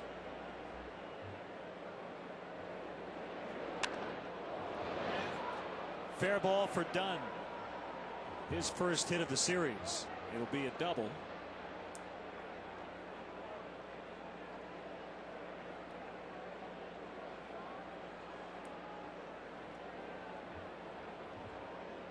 First double of the season for Adam Dunn after throwing a 93-mile-an-hour heater right past him on the pitch before. Z comes back with a 94-mile-an-hour fastball. This time Dunn all over it. Hooks it down into that right field corner for a double. Edwin Encarnacion is off the interstate. He came in at 186. And he's up to 222.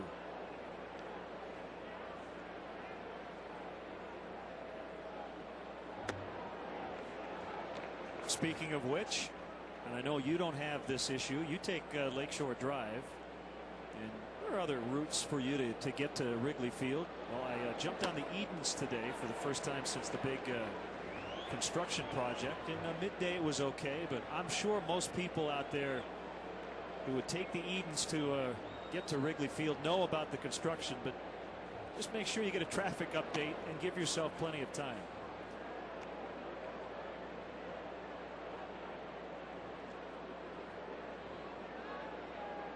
Come to the ballpark a different way unless the club's winning. If the ball club's winning, stay? I go the same way, just like I did as a player and a manager. Take the same route every day.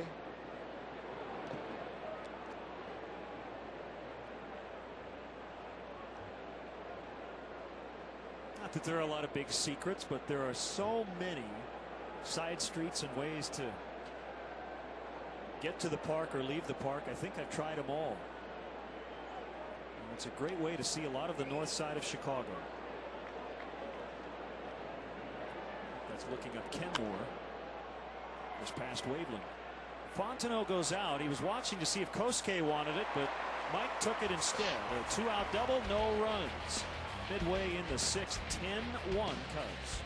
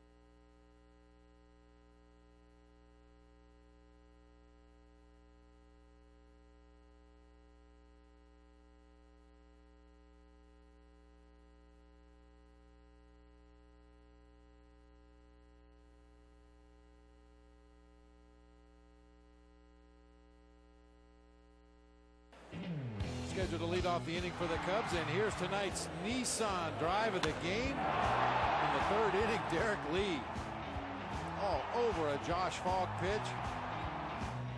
That was just the beginning of what would turn out to be a 6-run inning for the Cubs, blowing this one wide open. Norris Hopper comes in as part of a double switch. Ken Griffey Jr.'s out. Hopper will hit ninth. And David Weathers back in a setup role with Francisco Cordero, now their closer. And he'll get an inning of work, maybe more. 0-1 on Lee. I seem to recall Derrek has bad numbers against David Weathers in his career. 2 for 20. 7 walks, hit by a pitch once, 5 strikeouts. But there aren't many pitchers in the National League that can make that kind of claim on Derrek Lee.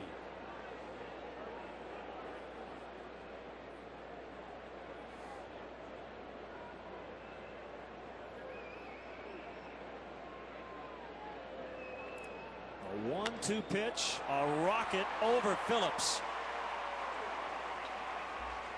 Make that 3 for 21.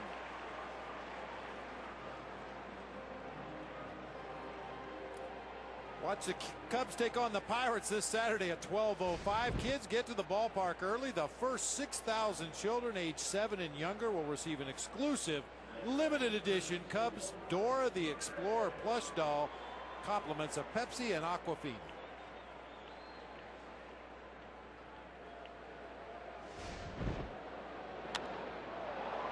Ramirez pops this one into short center. Corey Patterson with an easy play.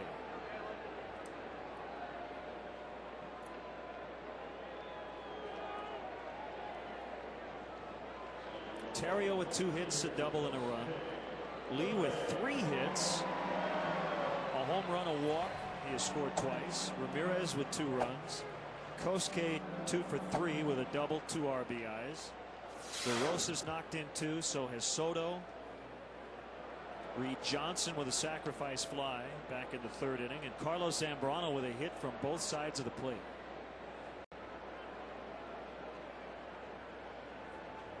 And a little bit we've learned from Kosuke Fukudome here in the early going this season.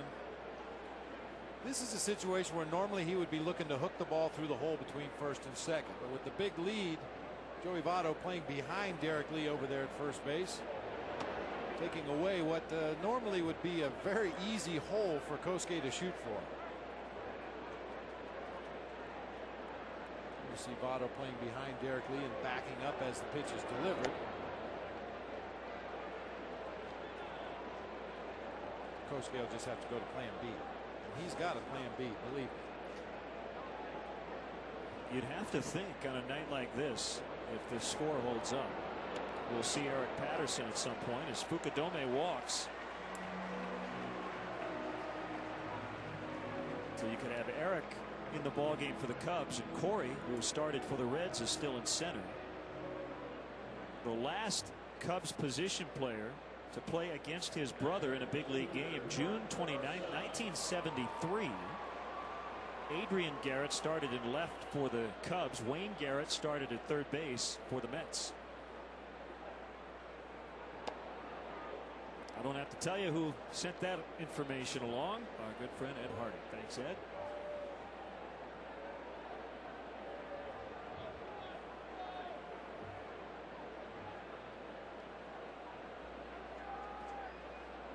The 0-1 pitch to DeRosa. I recall a game-winning hit for Mark off David Weathers to end a thriller here at Wrigley Field in September last year. I want to say it was one of his 5-for-5 performances. I think you're right. A comebacker. It might have even hit David Weathers, if I remember right. Didn't the Reds maybe have a 5th infielder? Norris Hopper might have come in, but it didn't matter.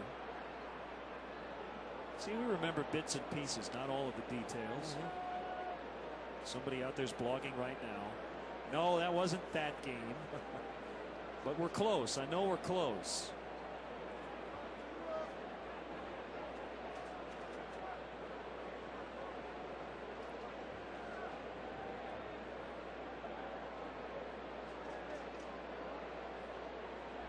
Mark remembers it. I can tell you who was playing the different infield spots. He has a very good memory. It's funny how in this game some guys are like that. They can remember every pitch they've thrown to every hitter they ever faced. Some hitters can remember every pitch they've seen, every ball they put in play. They can tell you exactly the location of what the pitch was doing. Other guys couldn't tell you what they had for lunch today. Don't really care what happened in the past. All they're worried about is tonight's ball game.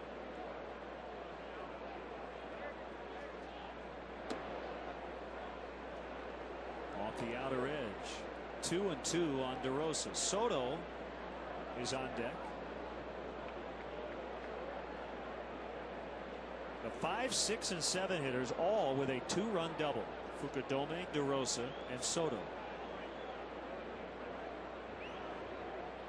The pitch. Swing and the miss. That's strike 3.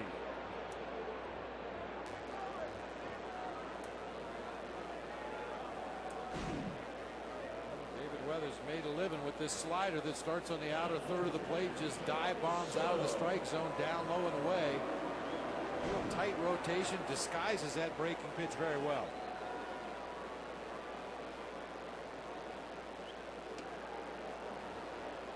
Well, it's nice to have what at this point appears to be a laugher. The Cubs haven't had a lot of them.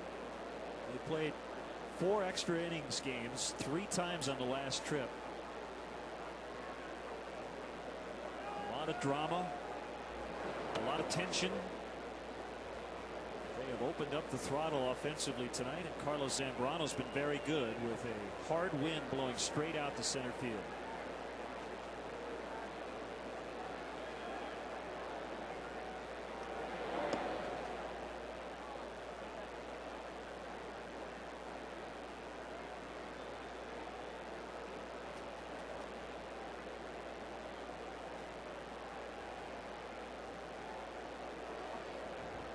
Derrek Lee is at second. Fukudome, the runner at first.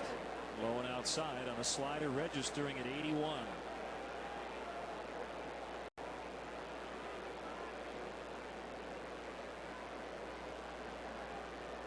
Close game in Florida tonight. The Marlins edged the Braves 6-5.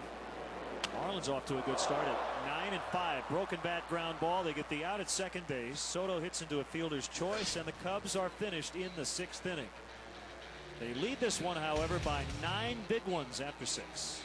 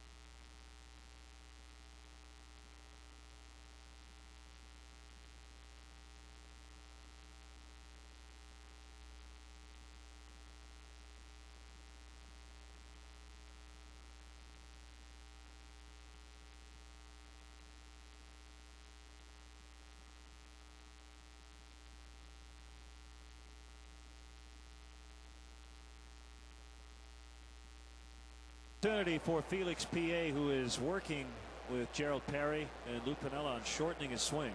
Here in a 9-run lead to get a couple of ABs. Reed Johnson moves over to left. Aramis is out. Then Mark DeRosa moves a lot closer to home plate. Joey Votto fouls off as we start the 7th. The Cubs lead 10-1.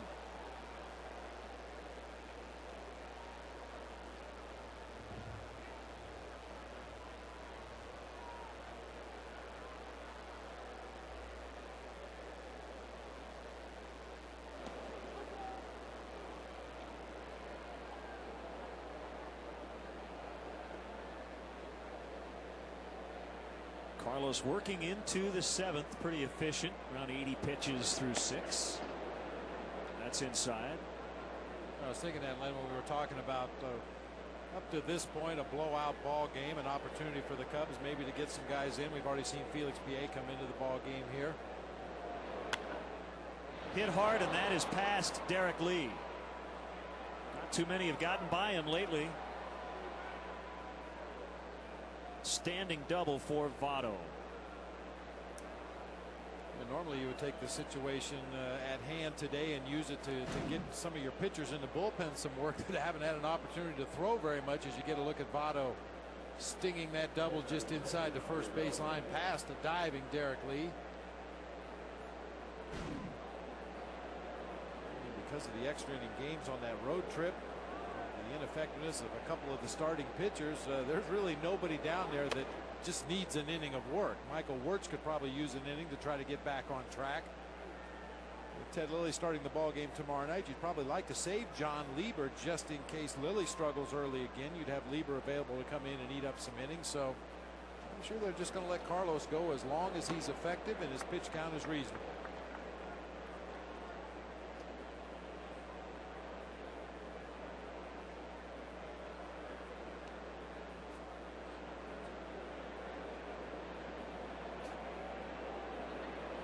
The 1-1.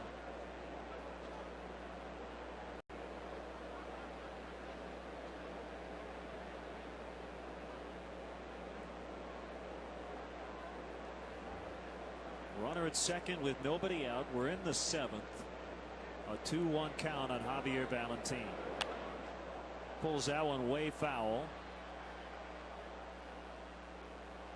The late Bo Diaz once said that catchers lose about 25 points off their batting average over the course of a season because of beaten up hands. Are you in on that?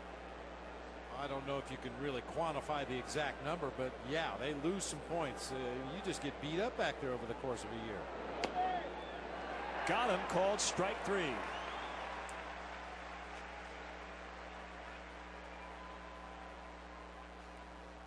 Now tonight's sharp aquas detail of the game. Well, it's been a great night for the Cubs. It hasn't gone that smoothly for Aramis Ramirez. He did score twice. He got hit by a pitch early, but then he fouled a ball off himself, the upper arm area. And he's now out of the game. Again, we don't think it's because of injury. With the Cubs leading 10-1, why not get him out of there? Yeah, go ahead and get in that training room, start getting some treatment, so hopefully he'll be right back in that lineup tomorrow.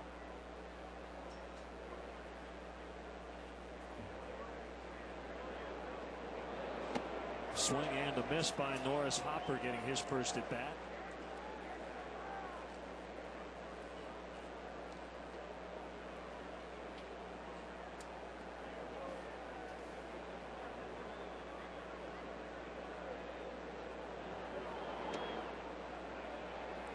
Appeal down at first base.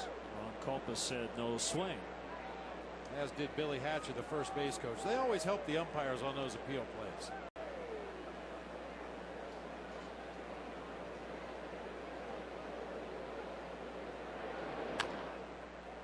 Tapper toward the shortstop Terrio. He will throw late.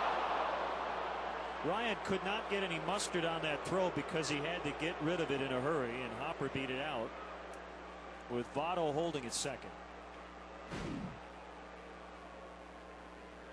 Now this is the equivalent of the do or die play that a third baseman faces a lot. A little chopper hit in front. Terrio just has to hope he gets a good grip when he goes into that glove. Unfortunately, threw a changeup across the diamond to Derrek Lee. Hopper runs extremely well and is able to leg it out for an infield hit.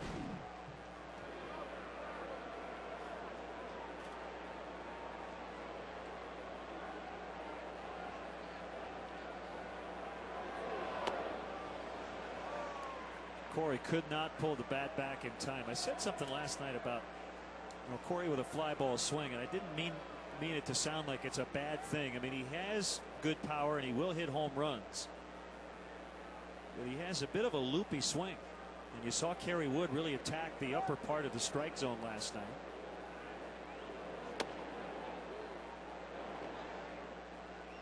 He has excellent stolen base speed.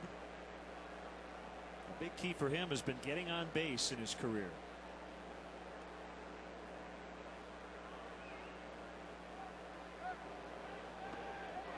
Swing and the miss. You know, and there really are, and we talked about this last night a little bit, so many similarities between Felix PA and Corey Patterson when he first came to the major leagues. I remember talking about trying to shorten his swing, get him to make more contact, try to drive the ball instead of lift the ball, and those are all the problems that Felix PA is going through right now. There's a fly ball, and it's PA on the run. Nicely done. Made a big catch up against the wall last night. 2 outs in the inning. Boy, good jump by Felix out there in center field. That ball slicing off the bat of the left-handed hitting Corey Patterson. And just one day I'd like to know what it feels like to run like that. Corey, by the way, made the club after signing once spring training had already started. He signed a minor league deal on March 3rd. On-roster invitee, and made the Reds roster, and he's now leading off for them. Still not to 100 pitches.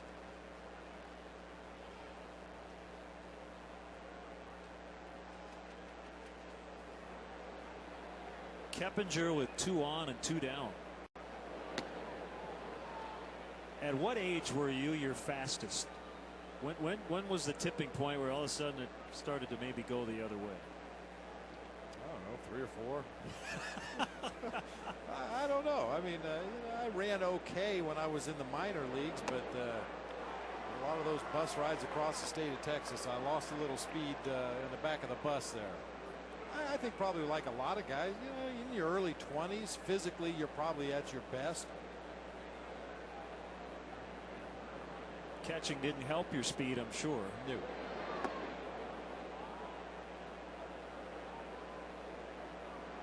(2007) 4A state football champions from Driscoll Catholic High will handle our stretch tonight.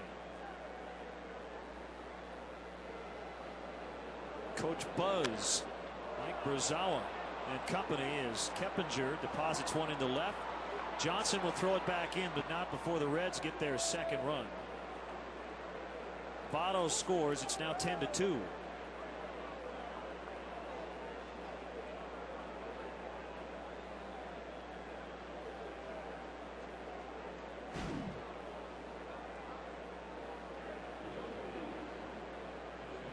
Those cement mixer sliders that never really took the break on the inside part of the plate. Maybe a cut fastball he was trying to work out to the outer half of the plate, but left it over the inside part. Reed Johnson comes up throwing to third base, even though Terrio was pointing at second the whole way. I don't believe they would have had Keppinger. He runs really well. Scott Hatteberg, a pinch hitter, breaks his bat, and he's retired by Fontenot. Time to stretch. Taking me out to the ball game is the Class 4A state football champions from Driscoll Catholic High School. Let's go, Chicago. Sing it for Loki. A 1, a 2, a 3. Take me out to the ball game. Take me out to the ground. Buy me some peanuts and crackers, and I don't care if I never get back. Root for the Brownies. If they don't win, it's a shame. For it's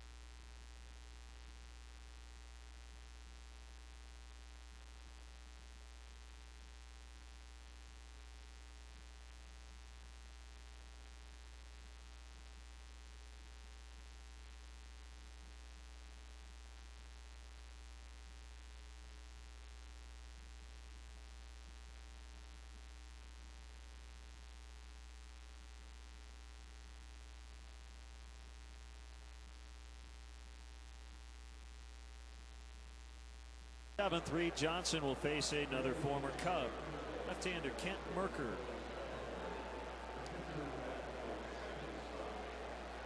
Making his 6th appearance. Merker missed all of last year while recovering from Tommy John surgery on August 17, 2006.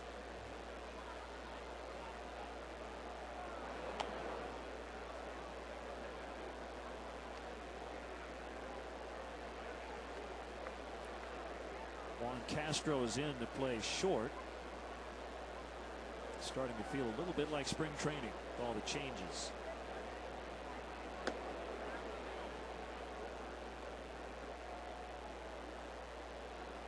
At some point we'll figure out where he bats.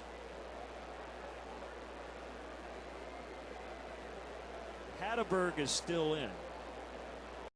And I guess Joey Votto's out. Reed Johnson sends it deep to right. It's caught out there on the track by Hopper.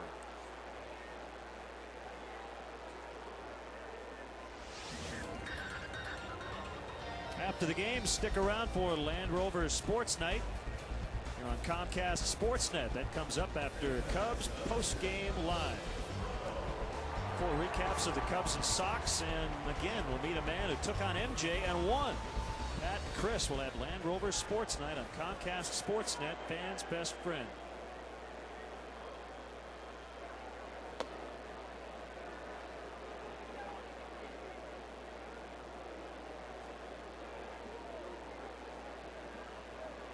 One and nothing on Big Z. Big swing, and he fouled it away.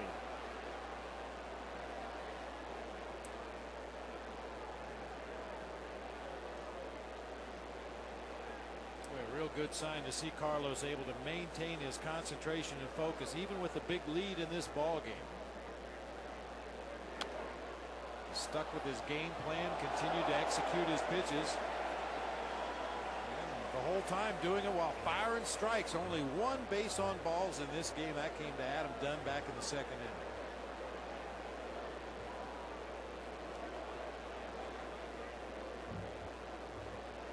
Kick in the 1-2 pitch, driven deep left center. How about a 3-hit night for Carlos?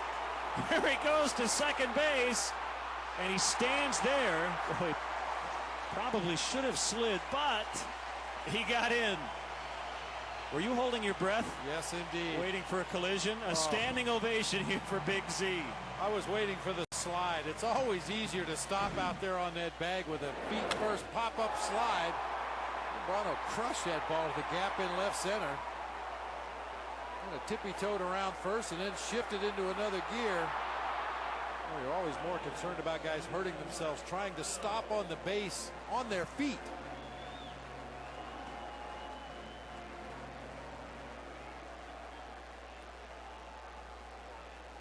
Didn't look like Brandon Phillips was too willing to back into that baseline knowing who the runner was.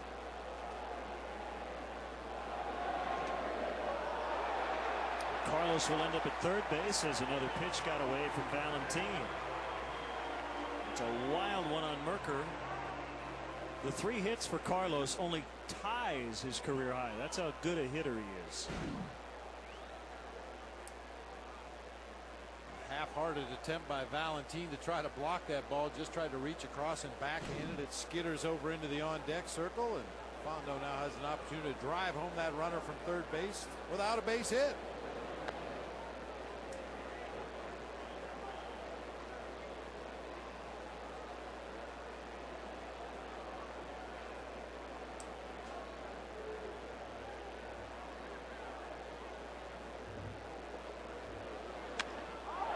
Line shot, base hit. 11-2.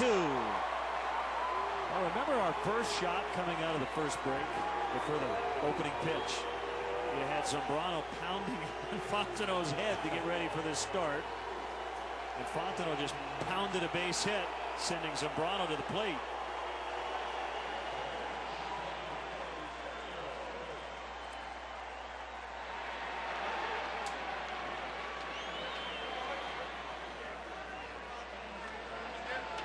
The hitters are all telling him it's not that easy. Pitchers are saying, way to go, Big Z. Way to make us look good. Hitters are saying, it's not that easy, big guy.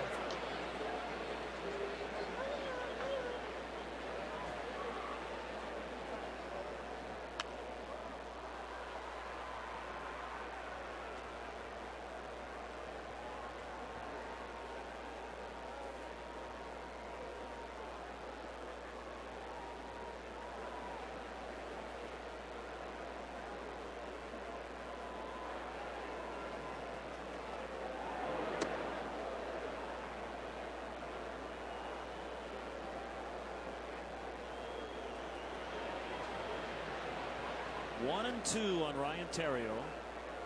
One out in the inning. Here's a pitch. It's away. That levels the tally 2-2. 13 hits for the Cubs. With that hit by Fontenot, everybody in the starting lineup, with the exception of Aramis Ramirez, who was hit by a pitch, walked and scored twice, and Reed Johnson, who hit a sac fly. Those are the only two guys that have not recorded a base hit. Hopper there. He has recorded both outs. Time now for our Coors Light Cold Blast to the booth. You can email us at lenandbob@comcastsportsnet.com. We were talking about your favorite Bob Brenly baseball card. And we got an email from Joe Smith from Generic, Illinois, who writes, "This is my favorite Bob Brenly baseball card."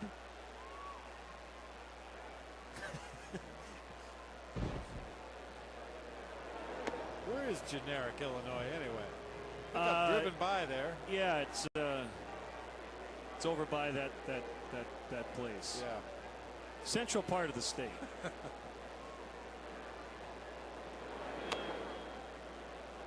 It's on your way to somewhere. Yeah, or your way back from there. That card had 1982 on it, though, and I was wearing my 01 ring, so there's a little discrepancy there.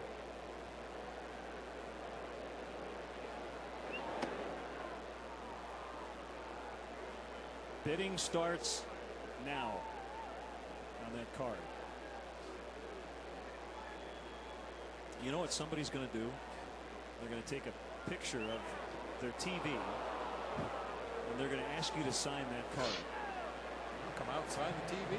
There you go. That's a challenge to a Cub fan out there.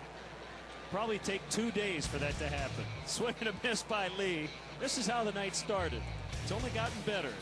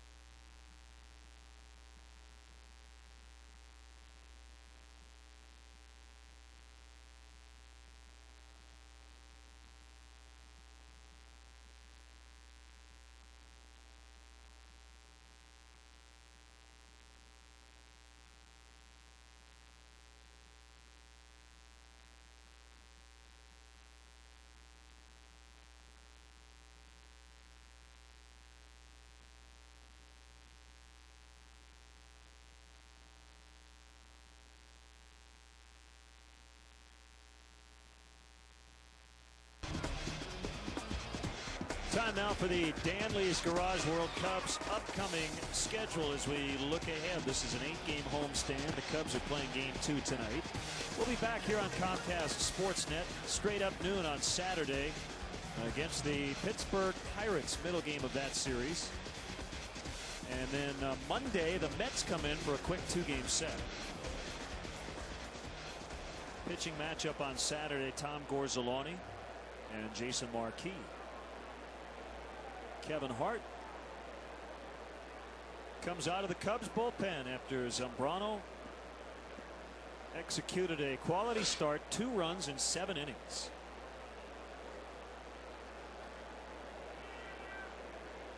It's Brandon Phillips swinging at the first pitch and golfing it foul.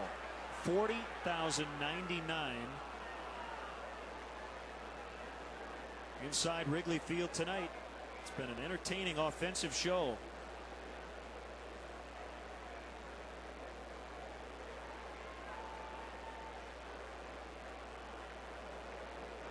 Dusty Baker's return to the friendly confines hasn't gone all that well for his club. As Hart will underhand a Hopper. They appear to be on their way to their 5th consecutive defeat.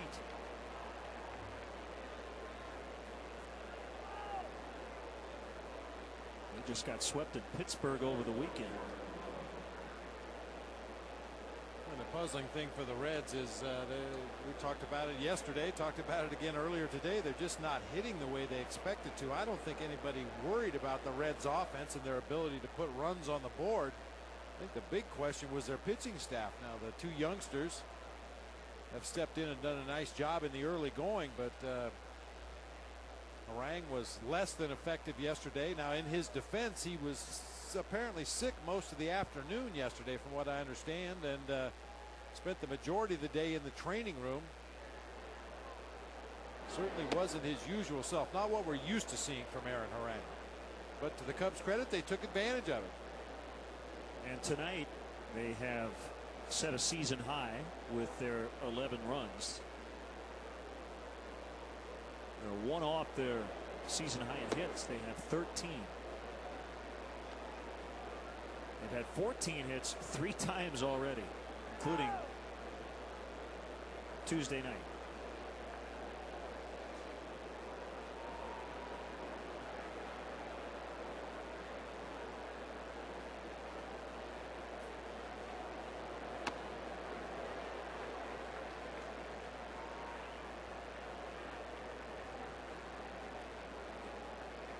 We got another email from Lee Miller. No, this is good. Okay. I mean, we've had some fun, somewhat at your expense tonight. It's Lee from Davenport, Iowa. First to 3-1, and it is now 11-3. Hello, Sheffield. Adam Dunn with his 2nd home run. Yikes. That thing left in a major hurry. Most of Adam Dunn's home runs are the towering variety that seem to hang in the air forever. That was a line drive that got over the back wall out there in right field in a hurry out onto Sheffield Avenue.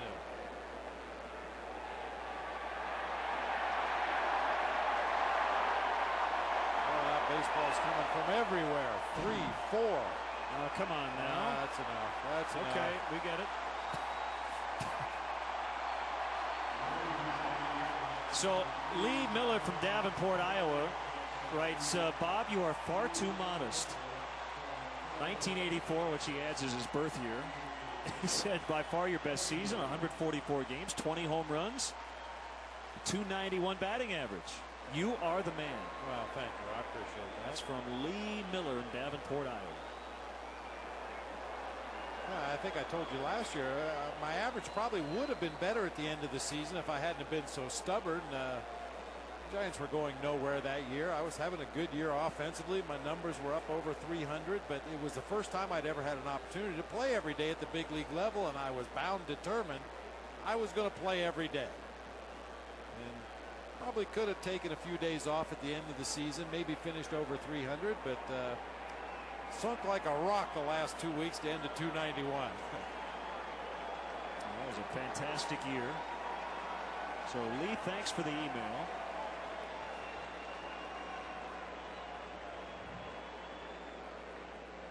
And we're ready to resume. Encarnacion batting, 1 out, 11-3 Cubs.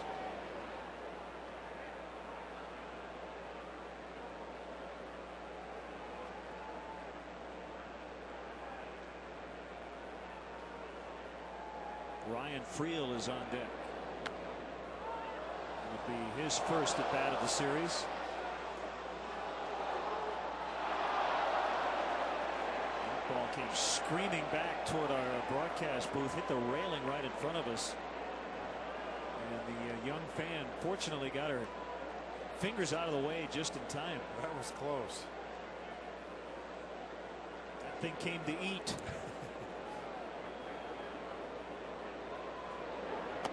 Did you see the story of the cougar that was running around the city? Unbelievable.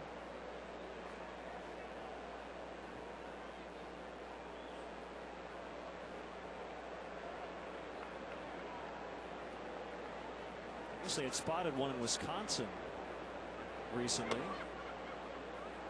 Thing traveled a long, long way.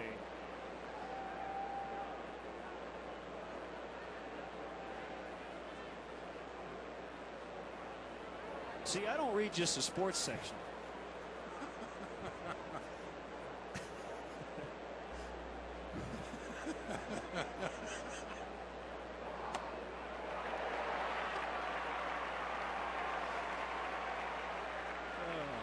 Two outs.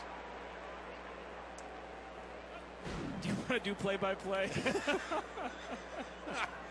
Hanging breaking ball, but Kevin Hart gets away with it there. Where was that cougar spotted? Outside a place called Eli's? I actually think on the north side. Someone can correct me if I'm wrong. I guess we can laugh now, but it was a little serious. That's so funny for the cougar. No.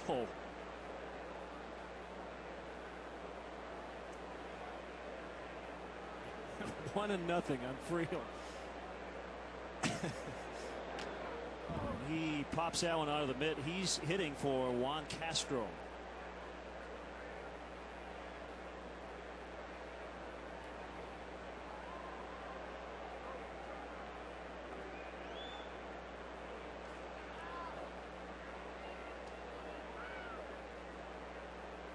Hart ready on a 1-1 pitch. Too low, 2-1. By the way, we had the Driscoll Catholic High School football state champs. They conducted the stretch. They went 14-0 in 2007. Ground ball to the third baseman, Mark DeRosa. And that's out number 3. Having fun tonight. The Cubs all over the Reds, 11-3 going to the bottom of the 8th.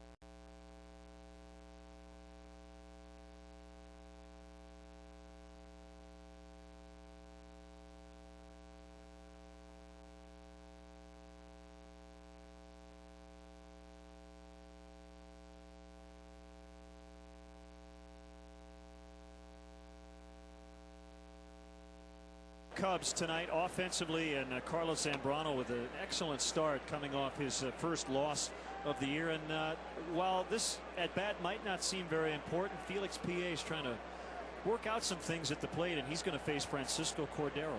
Yeah, for a young player trying to find his way at the major league level, every at bat is important at this stage for Felix P.A., and he's going to get an opportunity to do it against the Reds closer.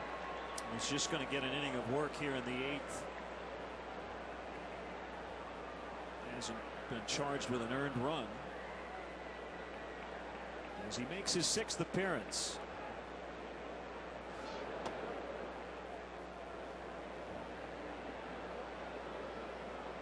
As you said, what Gerald Perry is trying to do with Felix P.A. is get him to shorten up his swing a little bit. Be a little more direct, straight to the hitting area, straight to the baseball, not quite as long and loopy, not quite as much lift in the swing. A swing that's more designed to allow him to wait, recognize the pitch, and then put it in play quickly with a short swing.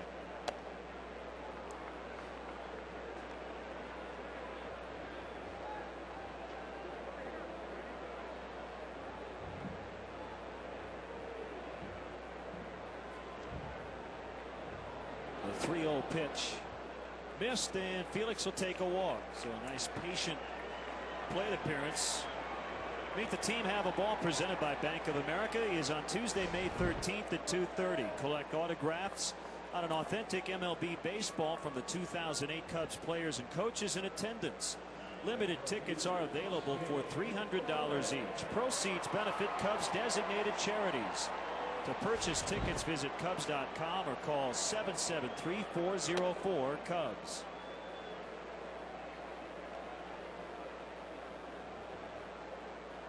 Trying to figure out what the Reds lineup looks like. They had Friel batting for Castro, but it looks like Castro's still in the game at short. Friel's now playing second. I thought I heard him say Cordero would hit in the 4 spot, yeah, which is where Brandon Phillips was.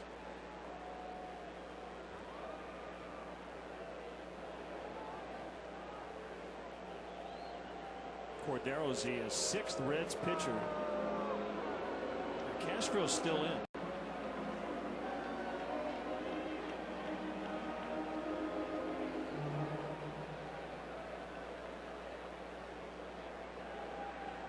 So I'm sure he was surprised to be pinch hit for.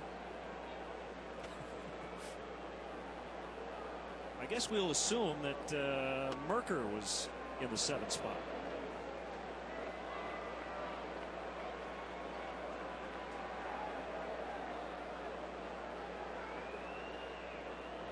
Plug Castro into Keppinger's spot.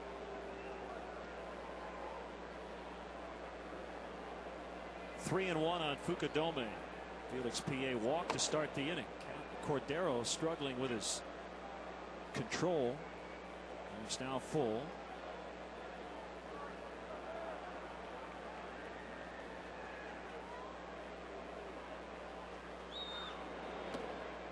And that one missed.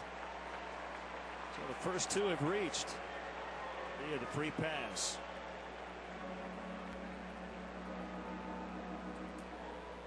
After the game, stick around for Lowe's Cubs post-game live. Get highlights of all the action and analysis from Dan Plesac. Plus check in on Lou Pinella's post-game remarks.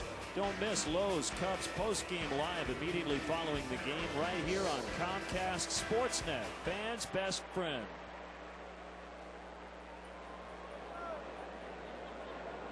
Here's Darrell Ward.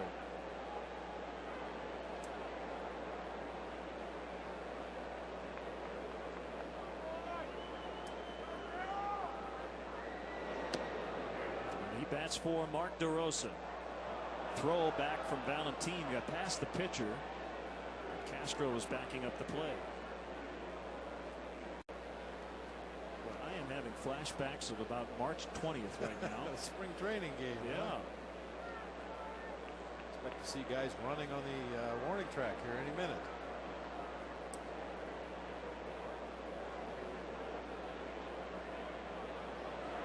The pitch in there.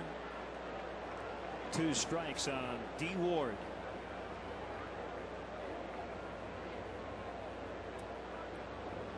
Darrell Ward still looking for his first pinch hit of the season. 0 for 5 going into play tonight, coming off Lou Piniella's bench.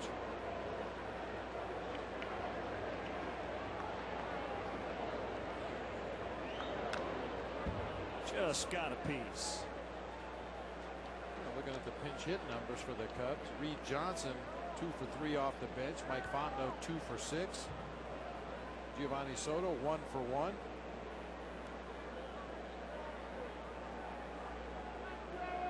Darrell Ward is the guy that's going to get a lot of key at bats in the 8th and 9th inning of ball games to help give his team a victory this year. You'd like to get him going with that bat.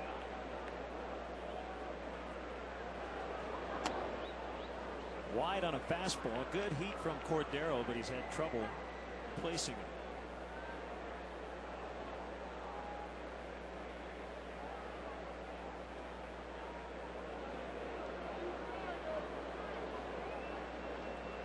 An opportunity here for the Cubs offense to tack on some more. Already leading by 8.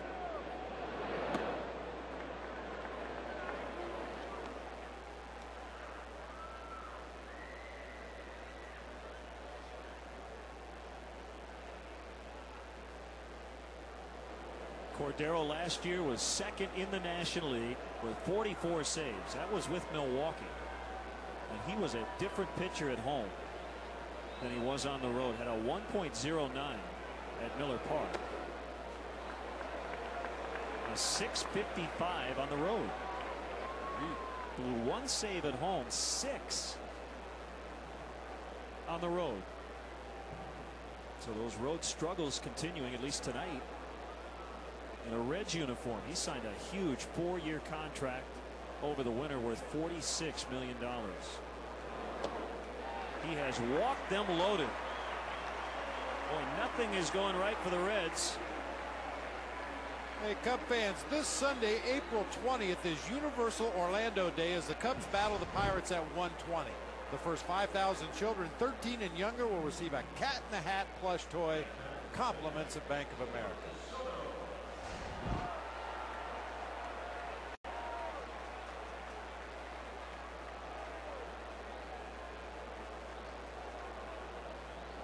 Giovanni Soto batting with a bases full of Cubs.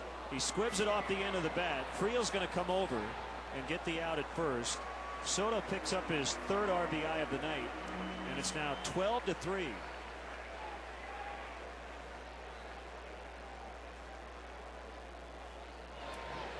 Everybody else moved up, so they're at 2nd and 3rd, and Eric Patterson will make his 08 Major League debut. We saw him late last year.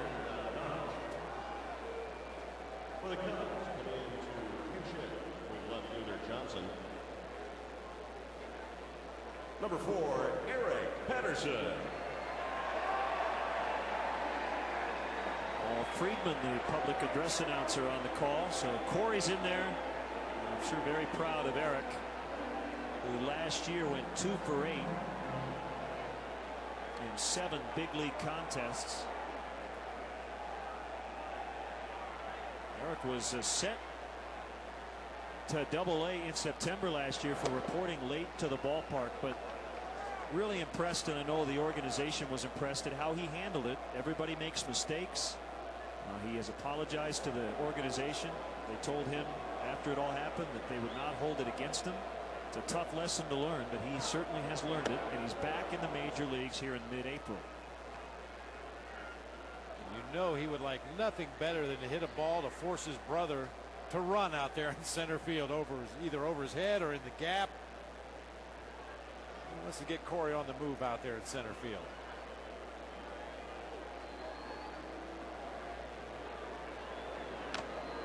Big swing that goes off the mask of Valentine. A nice rip at that 1-1 pitch.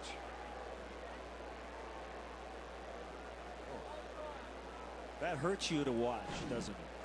That doesn't hurt me as bad as the one off the feet. If I see a catcher take it in the toe, I'm going to have to take the rest of the day off. That is by far the most painful foul ball I ever had in my life. Called third. I'm just glad you didn't leave in the top of this inning. I didn't think I would have made it. Well, it's a tough league, Eric. Foul off a mid-90s fastball, and then the guy comes right back with a backdoor off-speed breaking ball.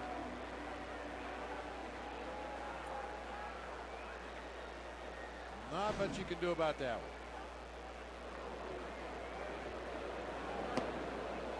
Ball one on Kevin Hart.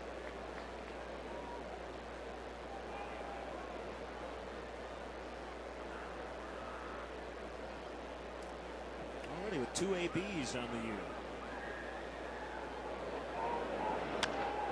Drives it to right center, but Patterson will make the catch. Good contact made by Kevin Hart. We'll go to the 9th inning. It's been all Cubs, 12-3.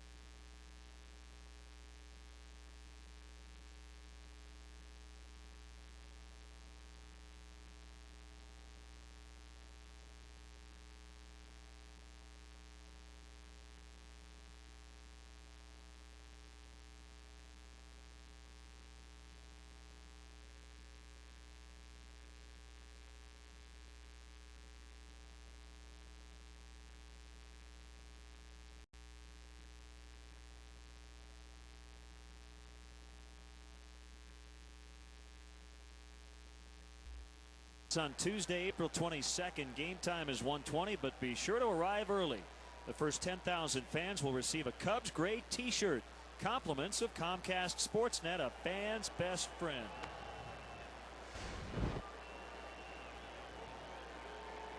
Epat stays in and plays left.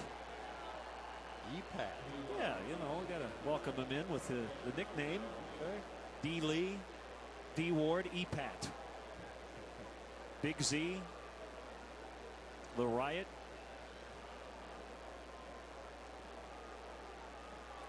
Kevin Hart back out there for the 9th.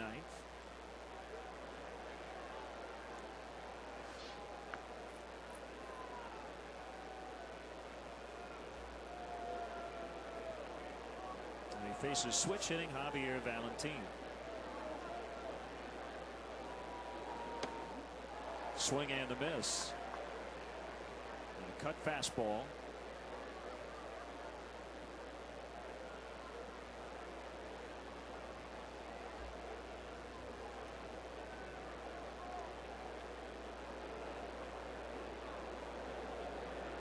Here's the 0-1 inside.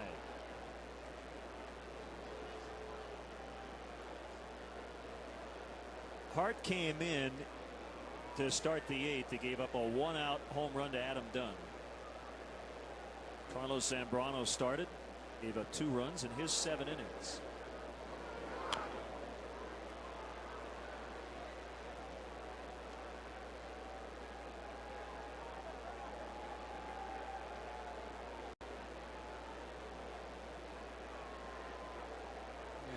No sign of cramping for Carlos Zambrano tonight. That's always a good sign when he can go out on what was a very comfortable at the beginning, maybe even a little warm evening here at Wrigley Field, and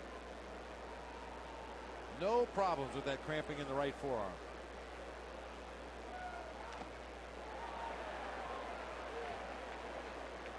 Would have been a foul tip if Soto had been able to catch it. As it is, it's just a foul ball. Roy Oswalt got his first win of the year. Houston beat Philadelphia 2-1. Michael Bourne, in his return to Philadelphia, hit a home run for the Astros. The Mets beat Washington 5-2.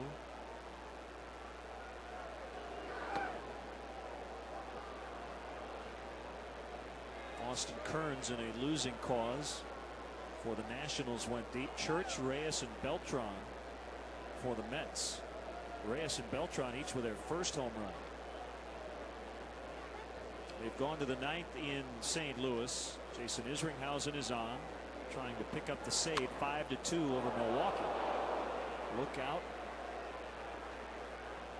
Was hit very hard by Valentin. The Dodgers with 5 runs in the first 2 innings. And against the Pirates, I think this is the final game of that series. So the Pirates, I was talking with Jimmy T, their longtime media relations director, last week. They're going to get into like 6 in the morning and have an off day tomorrow before opening that series on Friday. Leadoff single by Valentin. Here's tonight's Chevy player of the game. It's Carlos Zambrano. Well, for obvious reasons, he pitched extremely well in the ball game tonight. 7 innings of 8-hit baseball.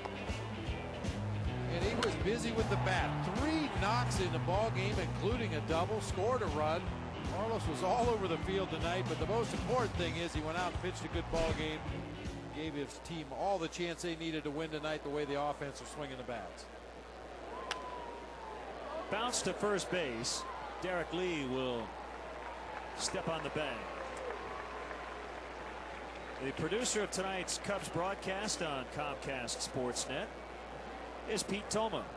Our director, Dave Turner. Mark Brady is our associate producer. The executive producer of Comcast Sportsnet is Jim Cornell Jr. Thanks as well to our stage manager in the booth, Christine Charbonneau. Melissa Galbraith, our master control operator. Our technical director, Jim Winters. And the entire crew here at Wrigley Field. Nice job by Mark Stencil for creating the new Bob Brenly baseball card. Mark's got way too much time on his hands.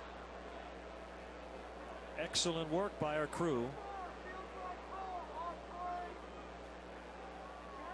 Dodgers have added a run. It's now 6-0. Rough start for Paul Mahalo.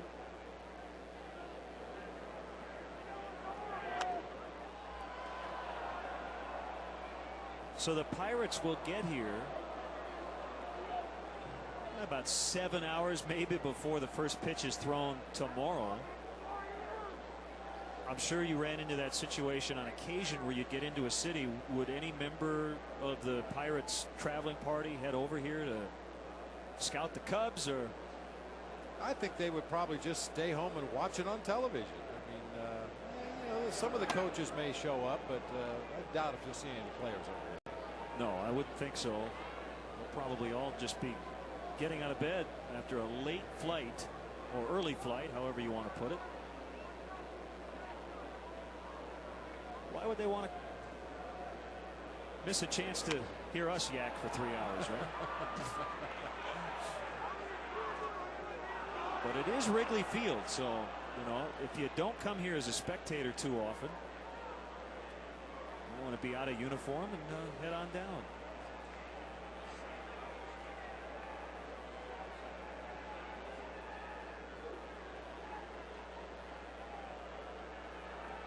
I guess Tom Browning once watched from a rooftop in his uniform. Yeah. Well, Tom Browning was a starting pitcher that knew exactly when he was going to pitch and when he wasn't going to be available to pitch, and decided to take one of those days he wasn't available to pitch and mingle with the fans across the street.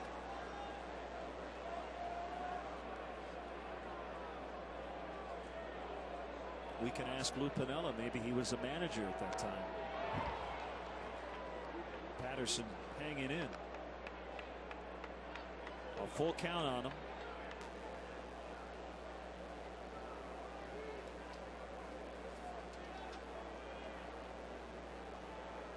Lou looking for career win number 1,613. He's currently 15th on the all-time list. Ralph Houck is 14th with 1,619 victories.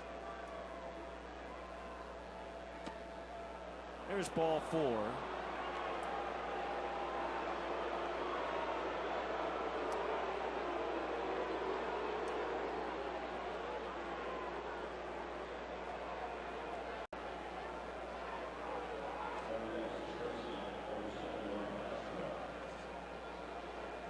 Castro will bat for the first time.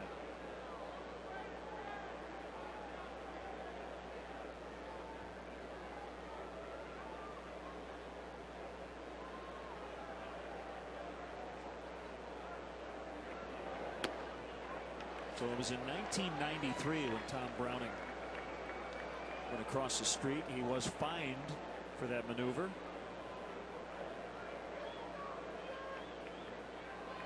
And Lou is already in Seattle. So I guess to borrow Lou's phrase about the Cubs being unable to win a World Series in a long time, he said, you can only blame me for last year. So we can't blame Lou for the Browning incident. In 93, he was already with the Mariners. Soft liner caught by Lee, and he cannot beat Patterson back to first base. He almost did. Two outs here in the ninth. We'll get a real good look at it. Patterson gets a duck out of the way and then turn and dive back into first base.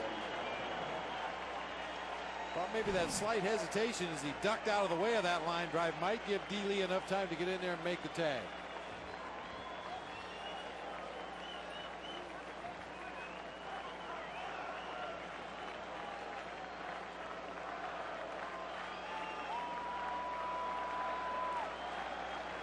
A pitch to Hatterberg inside.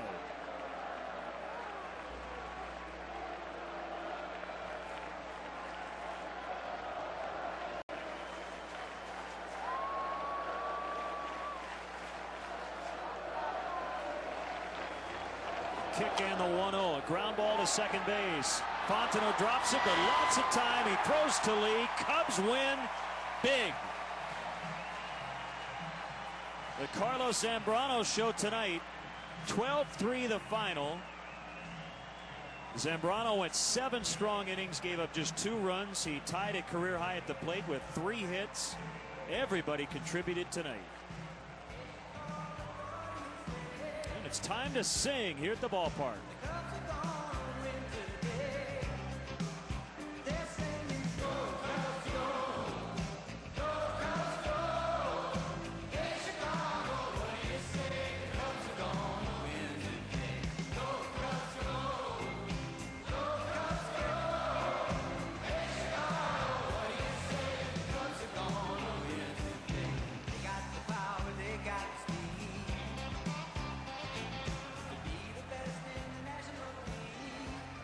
Cubs will look to sweep the series behind Ted Lilly tomorrow. They need a big one out of their left-hander. Ted needs to right the ship, follow Carlos Zambrano's lead tonight. Josh Mora is on the field with Ryan Theriot. All right, Lenny, thanks very much. Couple of hits for Ryan Theriot. Got to be fun when you guys break out that early and have that much time to enjoy a big lead. Yeah, it's always good to get some runs early like that, especially when we got a big horse on the mound. And you know, Carlos did a great job holding those guys down. It was a good game. Hey, you think about what Carlos did with the wind blowing out, just 1 walk, 7 innings, and just 2 runs. Yeah, that's a great lineup too. You know, they got a lot of good bats. They feature some good lefties over there, man. And yeah, he did a great job with that. You guys came off that road trip, a good road trip, and have taken the first 2 games of this homestand. Credit to you guys for being focused early. It was, you know, we had some games there that kind of tested us mentally, and I think we responded as a team, and you're starting to see that pay off. You guys have done so well in the division, the best in the division, against the division over the past, starting the beginning of 2007. How do you keep that going? Because you did it with the Pirates, and you've got the first 2 from the Reds. You just got to keep playing hard, you know, and stay consistent, keep doing what we're doing. I think, you know, putting together good at-bats, and our pitchers are going out there and throwing the ball well. You know, and also we're playing good defense. That's also important. Yeah, and tell me about that, because there was a play early in this game, top of the second. The Reds had a run in, and we're in business again, and the ball bounced off the mound right to you. What were you thinking as you approached that ball? You just try to catch it, you know. I mean, it's funny because not many balls get by Z out there, and yeah, just try to catch it and get an out at that point. It definitely bounced our way. Yeah, it did. Mindset going tomorrow, you get another chance for a sweep. Just play hard, you know, go out there and don't really think about it. Don't really change anything. You know, put together some good at-bats and let the chips fall where they may. You really can't think about the sweep. You just want to go out there and play hard. All right, get the lefty some runs, all right? All right, thanks. Okay, that's Ryan Theriot. Cubs win this one big, guys. Josh, thank you very much. Well, that'll wrap up our game coverage. Had a lot of fun tonight. Stay tuned. Lowe's post-game live is coming up. Our next Cubs telecast will be Saturday from right here in the friendly confines. Game 2 of an upcoming 3-game set with the Pirates at noon Central. The final tonight, Cubs 12, Reds 3. In-game scoring was provided by ScorePad. So for Bob and our entire crew, Josh Mora as well, this is Len Casper saying good night from Wrigley Field.